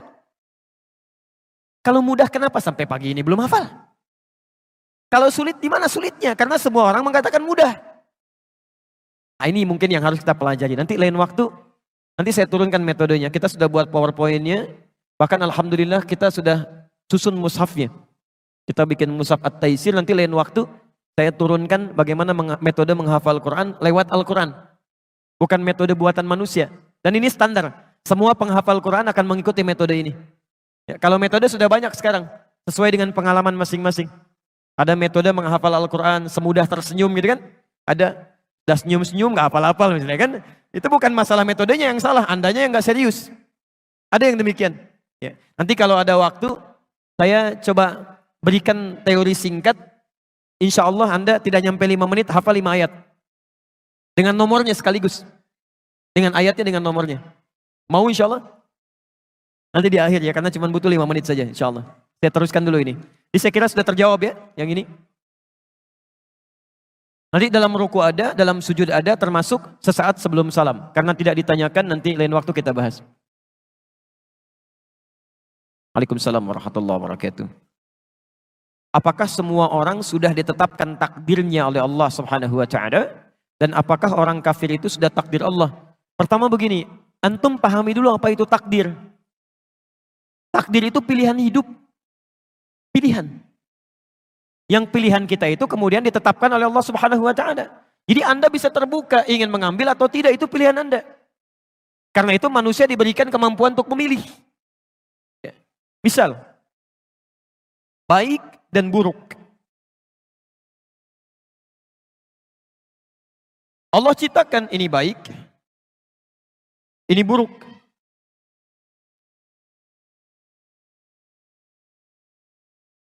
Ini positif, ini negatif. Apa-apa itu dunianya, anak-anak memang begitu ya. Kalau tidak teriak-teriak ya jalan-jalan. Atau lompat-lompat, yang paling aneh orang tuanya yang teriak-teriak, atau yang jalan-jalan, biarkan aja itu dunianya, cuma dikondisikan aja. Lihat sini, Allah menciptakan kebaikan dan keburukan. Yang buruk ini diciptakan bukan untuk menjadikan Anda berperilaku buruk, bukan. Tapi untuk menguji supaya yang baik-baik ini muncul ke permukaan. Misal, Allah ciptakan sifat jujur. Saat yang bersamaan dibuat lawannya dusta, bohong. Allah ciptakan sabar, dibuat lawannya marah. Allah ciptakan tawadhu, rendah hati, dibuat lawannya sombong. Allah menciptakan sombong ini bukan menjadikan seseorang untuk jadi sombong, bukan. Tapi untuk menguji supaya sifat tawadhunya muncul. Sebab kalau nggak diciptakan sombong, nggak akan kelihatan tawadhu. Kalau nggak dibuat marah, nggak akan kelihatan sabar. Jadi ini dibuat untuk melatih supaya sifat ini muncul. Ini konsepnya ada di Quran surah ke-91 ayat 7 sampai dengan 10. Jadi kalau Anda menemukan sifat marah di orang lain, itu tandanya Allah titipkan marah itu supaya melatih kesabaran pada Anda supaya muncul. Halo? Contoh, Bapak pulang dari kantor, Ibu menerima di rumah. Begitu suaminya pulang misalnya, Allah titipkan sifat marah pada suami. Saat suami marah itu bukan ingin menjadikan suami pemarah, bukan. Tapi untuk menguji sifat sabar dalam istri supaya muncul ke permukaan. Jadi begitu menemukan sifat yang negatif, seharusnya lawannya ini yang cepat dimunculkan. Maka akan indah kehidupan rumah tangga. Begitu suami datang marah, berarti saya harus sabar. Selesai. Jadi berbahagialah kalau ibu mendapatkan suami pemarah. Artinya Allah ingin meningkatkan kesabaran pada ibu. Misal, antum pulang ke rumah, menemukan istri cemberut. Cemberut. Apa lawan cemberut? Senyum. Langsung cari lawannya. Begitu pulang ke rumah, istri cemberut. Antum senyum. Assalamualaikum. Kayaknya kenal. Siapa ya? Ini Masya Allah. Selesai masalah. Ini istri cemberut, antum marah, gak akan nyambung. Kamu kenapa? Emang kenapa? Gak akan nyambung. Gak akan nyambung. Ini poinnya. Jadi itu keduanya pilihan. Ya. Saya pernah ceritakan di Bali itu Masya Allah. Dia ada satu keluarga soleh yang luar biasa, tinggalnya di Karawang, punya anak 3. Itu sudah punya kebiasaan yang baik. Tapi satu kali, suami pulang dari kantor lebih awal, ya biasa disambut istrinya. Masakan biasanya sudah jadi, ini belum jadi, masih masak di dapur. Maka disambutlah suaminya, dicium tangannya, karena suami lelah, capek dan lapar, maka minta pada istrinya supaya dibuatkan dulu makanan pembuka. Mie lah ya, semacam itu. Istrinya mempersilahkan duduk di ruang makan, tunggu Pak, dimasak dulu katanya. Begitu sedang masak, karena saking sibuknya lupa. Ini nyata, garam yang 1 sendok, tertuangkan ke mie yang tadi mau dihidangkan. Jadi yang mau masuk ke sayur, pindah ke mie. Itu dalam suasana yang sedang sibuk, lupa. Diaduk. Masya Allah, dengan bangganya istrinya menyampaikan pada suaminya, hidangan mie yang sudah dinanti itu. Disampaikan, silakan Pak. Ya, ditunggu dulu, mudah-mudahan nanti cepat selesai masakannya. Tayyib. Antum pulang dari kantor, capek luar biasa, lelah dan lapar, disuguhi mie dengan garam 1 sendok. Bagaimana respon pertama yang akan Anda katakan? Masya Allah. Lihat-lihat kalimatnya. Ini keluarga sudah paham dengan konsep ini. Apa lawan garam, apa rasanya? Asin. Apa lawan asin? Maka keluarlah kata-kata yang manis itu. Ini sayang. Anak 3 manggil sayang. Masya Allah di dapur. Datanglah istrinya. Belum selesai Bu. Kalimat keduanya lebih manis lagi. Sini duduk samping papa berdua. Belum selesai. Kalimat ketiganya, ini pamungkasnya. Helwa, Masya Allah. Sini papa suapin, jarang rasanya kita makan berdua. Manis. Gak ada kata-kata kasar. Jarang rasanya kita makan berdua. Sini papa suapin. Istri mana yang tidak senang dengan tawaran suami? Mau disuapin lagi? Apa yang terjadi? Ketika mulai disuapi, ini nyata. Ketika disuapi, istrinya merasa ada yang tidak beres di situ. Dia tidak tertawa, tapi dia menangis Pak. Dia turun ke lantai, dicium kaki suaminya, dia minta maaf. Maafkan mama Pak. Mama tidak sengaja, katanya mama tidak tahu. Apa kata suaminya? Jangan begitu diangkat. Bapak kan cuma katakan, lama rasanya kita nggak makan berdua. Apa yang terjadi? Gara-gara garam 1 sendok yang asin ini, muncullah cinta yang sangat manis bersemi. Laparnya hilang, keduanya masak di dapur bersama-sama. Jadi kalau ada seseorang ini dipilih yang baik tentang iman, kemudian ini kufur, dia diberikan pilihan untuk memilih apakah ingin beriman kepada Allah atau ingin ingkar dari Allah. Tapi saking sayangnya Allah tidak memberikan kepada hambanya peluang untuk menjadi buruk kecuali diberikan jalan untuk mendekat kepada Allah. Maka diturunkanlah apa yang disebut dengan hidayah. Supaya hambanya nggak salah pilih. Hidayah. Supaya nggak salah pilih. Padahal mudah bagi Allah untuk membiarkan. Ayo pilih aja sana. Ini pilih sini. Tidak. Saking inginnya Allah semua hambanya memilih yang baik diberikan hidayah. Ada yang masuk lewat telinga. Azan. Apa artinya azan? Bukan. Itu secara fikih. Kalau secara bahasa artinya telinga. Jamaknya udhun. Ya, maaf dari kata udhun jamaknya azan. Telinga. Jadi kalimat yang satu-satunya akan sampai kepada telinga selama masih punya pendengaran. Saya saat berada di Kairo, di Mesir selesai adzan, itu Libya adzan. Libya selesai adzan, Tunisia adzan. Tunisia selesai adzan, Maroko adzan. Maroko selesai adzan, Aljazair adzan. Nyebrang sedikit ke Spanyol, ke Perancis, ke Italia. Ternyata Masya Allah, lafaz adzan tidak pernah berhenti dalam 24 jam. Antum cek aja Selamongan sini. Ini berhenti, sana adzan, sana adzan, sana adzan. 24 jam. Kalau itu bukan kalimat yang Allah sampaikan kepada kita, mustahil bisa ada kalimat seperti itu. 24 jam. Bukankah di situ diperkenalkan lafaz Allah? Allahu Akbar, Allahu Akbar. Bukankah diperkenalkan kalimat syahadat? Asyhadu an la ilaha illallah. Dan tidak sedikit orang mendengarkan adzan kemudian dia masuk Islam. Ada hidayah lewat pandangan. Ya, pernah ada 2 orang. 1 orang Indonesia, kedua dari luar. Kuliah di Amerika. Yang orang Indonesia ini bagus. Dia seringkali lihat acara Channel One dari Mekah. Dan tersambung lewat Masjidil Haram. Secara singkat 1 kali, dia sedang buka acara sholat Isya di Masjidil Haram. Ya, imamnya saat itu Syekh Sudais. Dia iseng bertanya kepada kawannya. Dia katakan, kawan, menurut kamu ada berapa orang di masjid itu? Kata non-muslim tadi, ya mungkin ribuan orang. Kata temannya, tidak, itu paling minimal 500.000 orang. Lalu dia bertanya lagi, berapa waktu yang dibutuhkan untuk menjadikan orang-orang ini bisa rapi seketika? Kata temannya tadi, paling minimal mungkin 2 pekan. Jadi dia bayangkan satu-satu dirapikan begini. Kata temannya yang muslim, saya akan tunjukkan kepada Anda. Tidak sampai 5 menit semuanya akan rapi. Temannya kaget, mustahil itu. Kata kawannya, saya tunjukkan. Begitu iqamah. Allahu Akbar, Allahu Akbar, Allahu Akbar. Yang tawaf semua berhenti. Bikin barisan rapi. Belum 1 menit. Temannya sudah bingung. Tunggu sebentar. Begitu Syekh Sudais mengatakan, istau, taqimu. Rapatkan, luruskan. Kemudian mulai bertakbir, semua takbir. Tidak ada yang diam. Tidak tahu apa yang terjadi?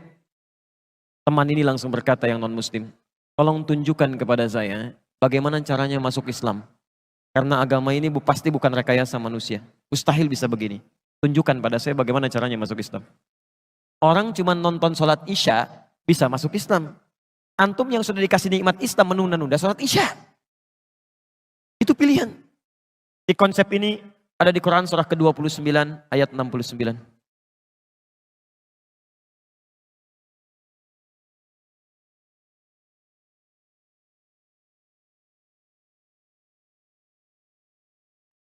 Saya bahas satu lagi ya. Jam berapa kita zuhurnya? Masih 44? 45, baik. Berhenti ya? Baik. Gak, saya ambil jeda sedikit karena saya masih berproses. Ya masih ada tenaga yang harus dikumpulkan, kita pelan-pelan.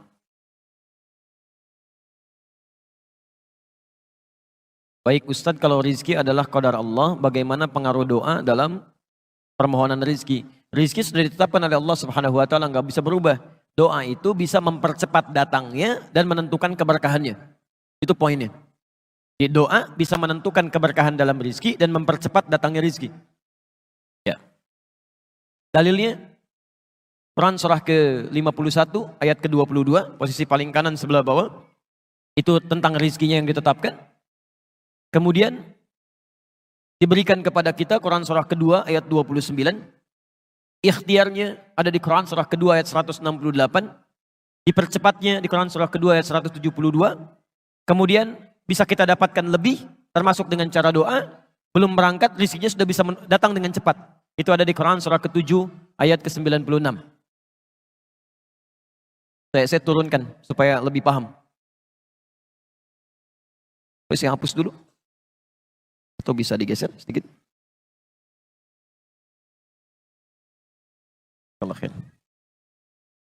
Ini bahasan terakhir yang saya sampaikan. Lalu kita simulasi untuk coba menghafal Quran ya. Saya berikan contoh sedikit. Ya, artinya manual. Ya, alhamdulillah. Gak apa-apa, saya terangin sendiri, saya tulis sendiri, saya hapus sendiri. Masya Allah, alhamdulillah. Baik.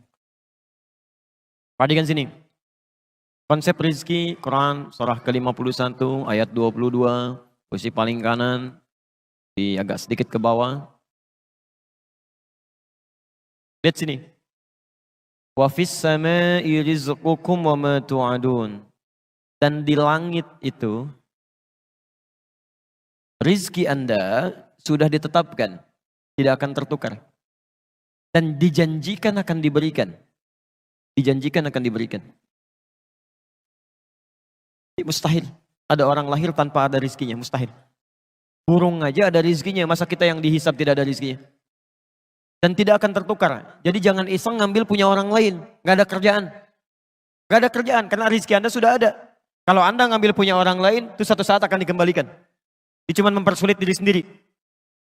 Nah, sekarang pertanyaannya, rizkinya di langit, kita tinggal di mana? Di bumi. Rizki di langit, tinggal di bumi. Maka kemudian rizki yang di langit ini Allah turunkan ke bumi. Supaya mudah kita dapatkan. Dalilnya Quran, surah kedua ayat 29. Posisi paling kanan sebelah bawah. Walladzi khalaqalakum ma fil ardi jami'a. Kami jadikan segala yang di bumi itu untuk kalian semua. Jadikan segala yang di bumi. Hujan turun menjadikan tanah-tanah yang kering jadi gembur kembali. Muncul tanaman, muncul buah-buahan. Di bawahnya kemudian ada macam-macam. Ada emas, ada tembaga, ada nikel, ada macam-macam segala turunan ke bawahnya. Anda ambil itu, Anda olah. Hasilnya jadi masjid, jadi bangunan, jadi rumah, jadi macam-macam. Baik. Fokus. Rizkinya ada di mana tadi? Di langit. Sekarang kita ada di mana? Bukan, kita di Lamongan, di Masjid Namira. Antum ada di Lamongan. Lamongan bagian dari bumi bukan? Baik, bagian dari bumi. Antum tinggal di Lamongan, cuman rizkinya turunnya di bumi. Bumi itu belum tentu di Lamongan, mungkin turun di Ampel. Antumnya di Lamongan, rizkinya turun di Ampel. Apa yang harus dilakukan? Dicari, datang ke sini. Maka turun Quran, surah kedua ayat 168. Ada ikhtiar. Tidak cukup dengan memohon kepada Allah, ya Allah. Ya Allah, masjid tinggal kubahnya, ya Allah, Allahu Akbar, turun dari atas. Breng, kubah gitu kan.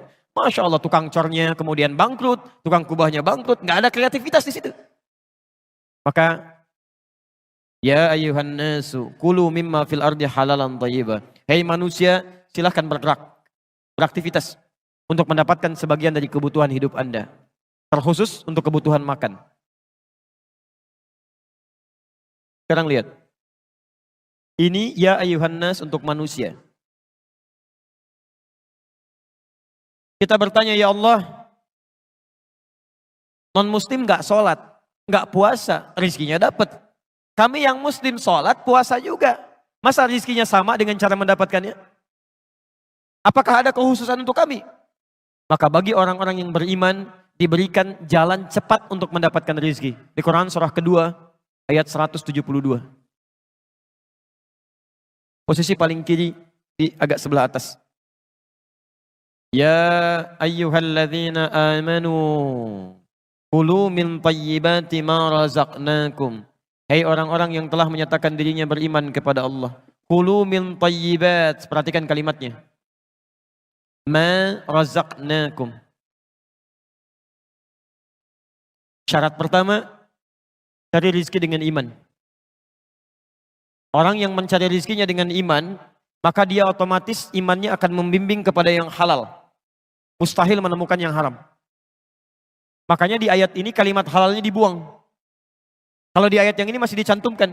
Kulu mimma fil ardi halalan thayyiba. Tapi bagi orang beriman, kalimat halalnya dibuang.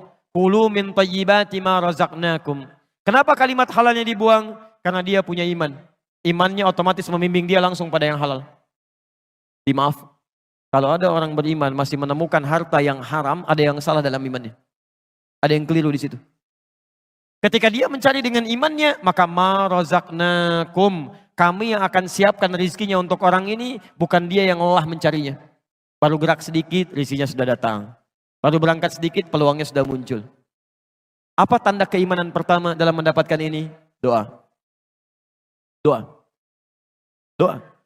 Bukankah Imran berdoa untuk anaknya? Bukankah ibunya berdoa untuk anaknya? Ketika bapak ibunya berdoa untuk anaknya, apa yang diberikan oleh Allah pertama kali? Kullama dakhala 'alaiha Zakaria al-mihraba wajada 'indaha rizqa. Rizkinya. Tapi kalau Anda ingin lebih cepat lagi, belum keluar, rizki sudah disiapkan. Itu ada di Quran, surah ke-7, ayat 96. Walau anna ahlal qura amanu wattaqau, iman plus taqwa. Ini poinnya. Iman plus taqwa. La fatahna alaihim barakati minas sama'i wal ard. Kami akan bukakan semua pintu-pintu keberkahan rizki di langit dan di bumi. Tadi rizki ada di mana? Langit. Diturunkan ke mana? Sekarang semua pintu rizki oleh Allah dibuka di langit dan di bumi. Jadi di Lamongan dibuka, di Ampel dibuka, segala dibuka, di langit dibuka. Maka rizkinya yang datang mencari Anda, bukan Anda yang datang mencari rizki. Syaratnya iman plus takwa. Bagaimana cara meningkatkan takwa? Ada 115 kali penyebutannya dalam Al-Quran. Anda keluarkan ayat-ayat ini, praktekkan dalam kehidupan, maka Masya Allah, rizki akan mudah didapatkan. Lihat sahabat Nabi SAW. Sibuknya luar biasa. Tapi masih sempat sholat fardu di masjid berjamaah. Malam masih tahajud sampai hatam Quran. Tidak meninggalkan amalan-amalan sunnah. Masih puasa juga. Hidupnya santai, bekerja juga, ibadahnya nyaman. Asetnya hari ini masih ada. Utsman bin Affan masih punya aset di Bank Saudi sampai hari ini. Abdurrahman bin Auf kapaknya terbuat dari emas. Sahabat-sahabat mulia, kayanya luar biasa. Sholat dikerjakan, 5 waktu di masjid, malamnya masih tahajud. Dan indah. Karena meningkatkan takwa kepada Allah Subhanahu wa Ta'ala. Coba antum lihat burung. Keluar cuman pagi. Pulang sore, rizkinya dapat. Bukan cuma untuk dirinya, untuk anak-anaknya. Untuk keluarganya. Burung yang tidak dihisab, ketika dia bekerja dengan tasbih kepada Allah. Dia bertasbih, dia memuji Allah. Berangkatnya pagi, pulang sore. Tapi rizkinya cukup untuk satu keluarga. Antum yang dihisab, berangkat gelap, pulang gelap. Amalan fardu terlambat, amalan sunnah ditinggalkan. Masya Allah, pengen cepat rizkinya. Antum sehat. Ini poinnya.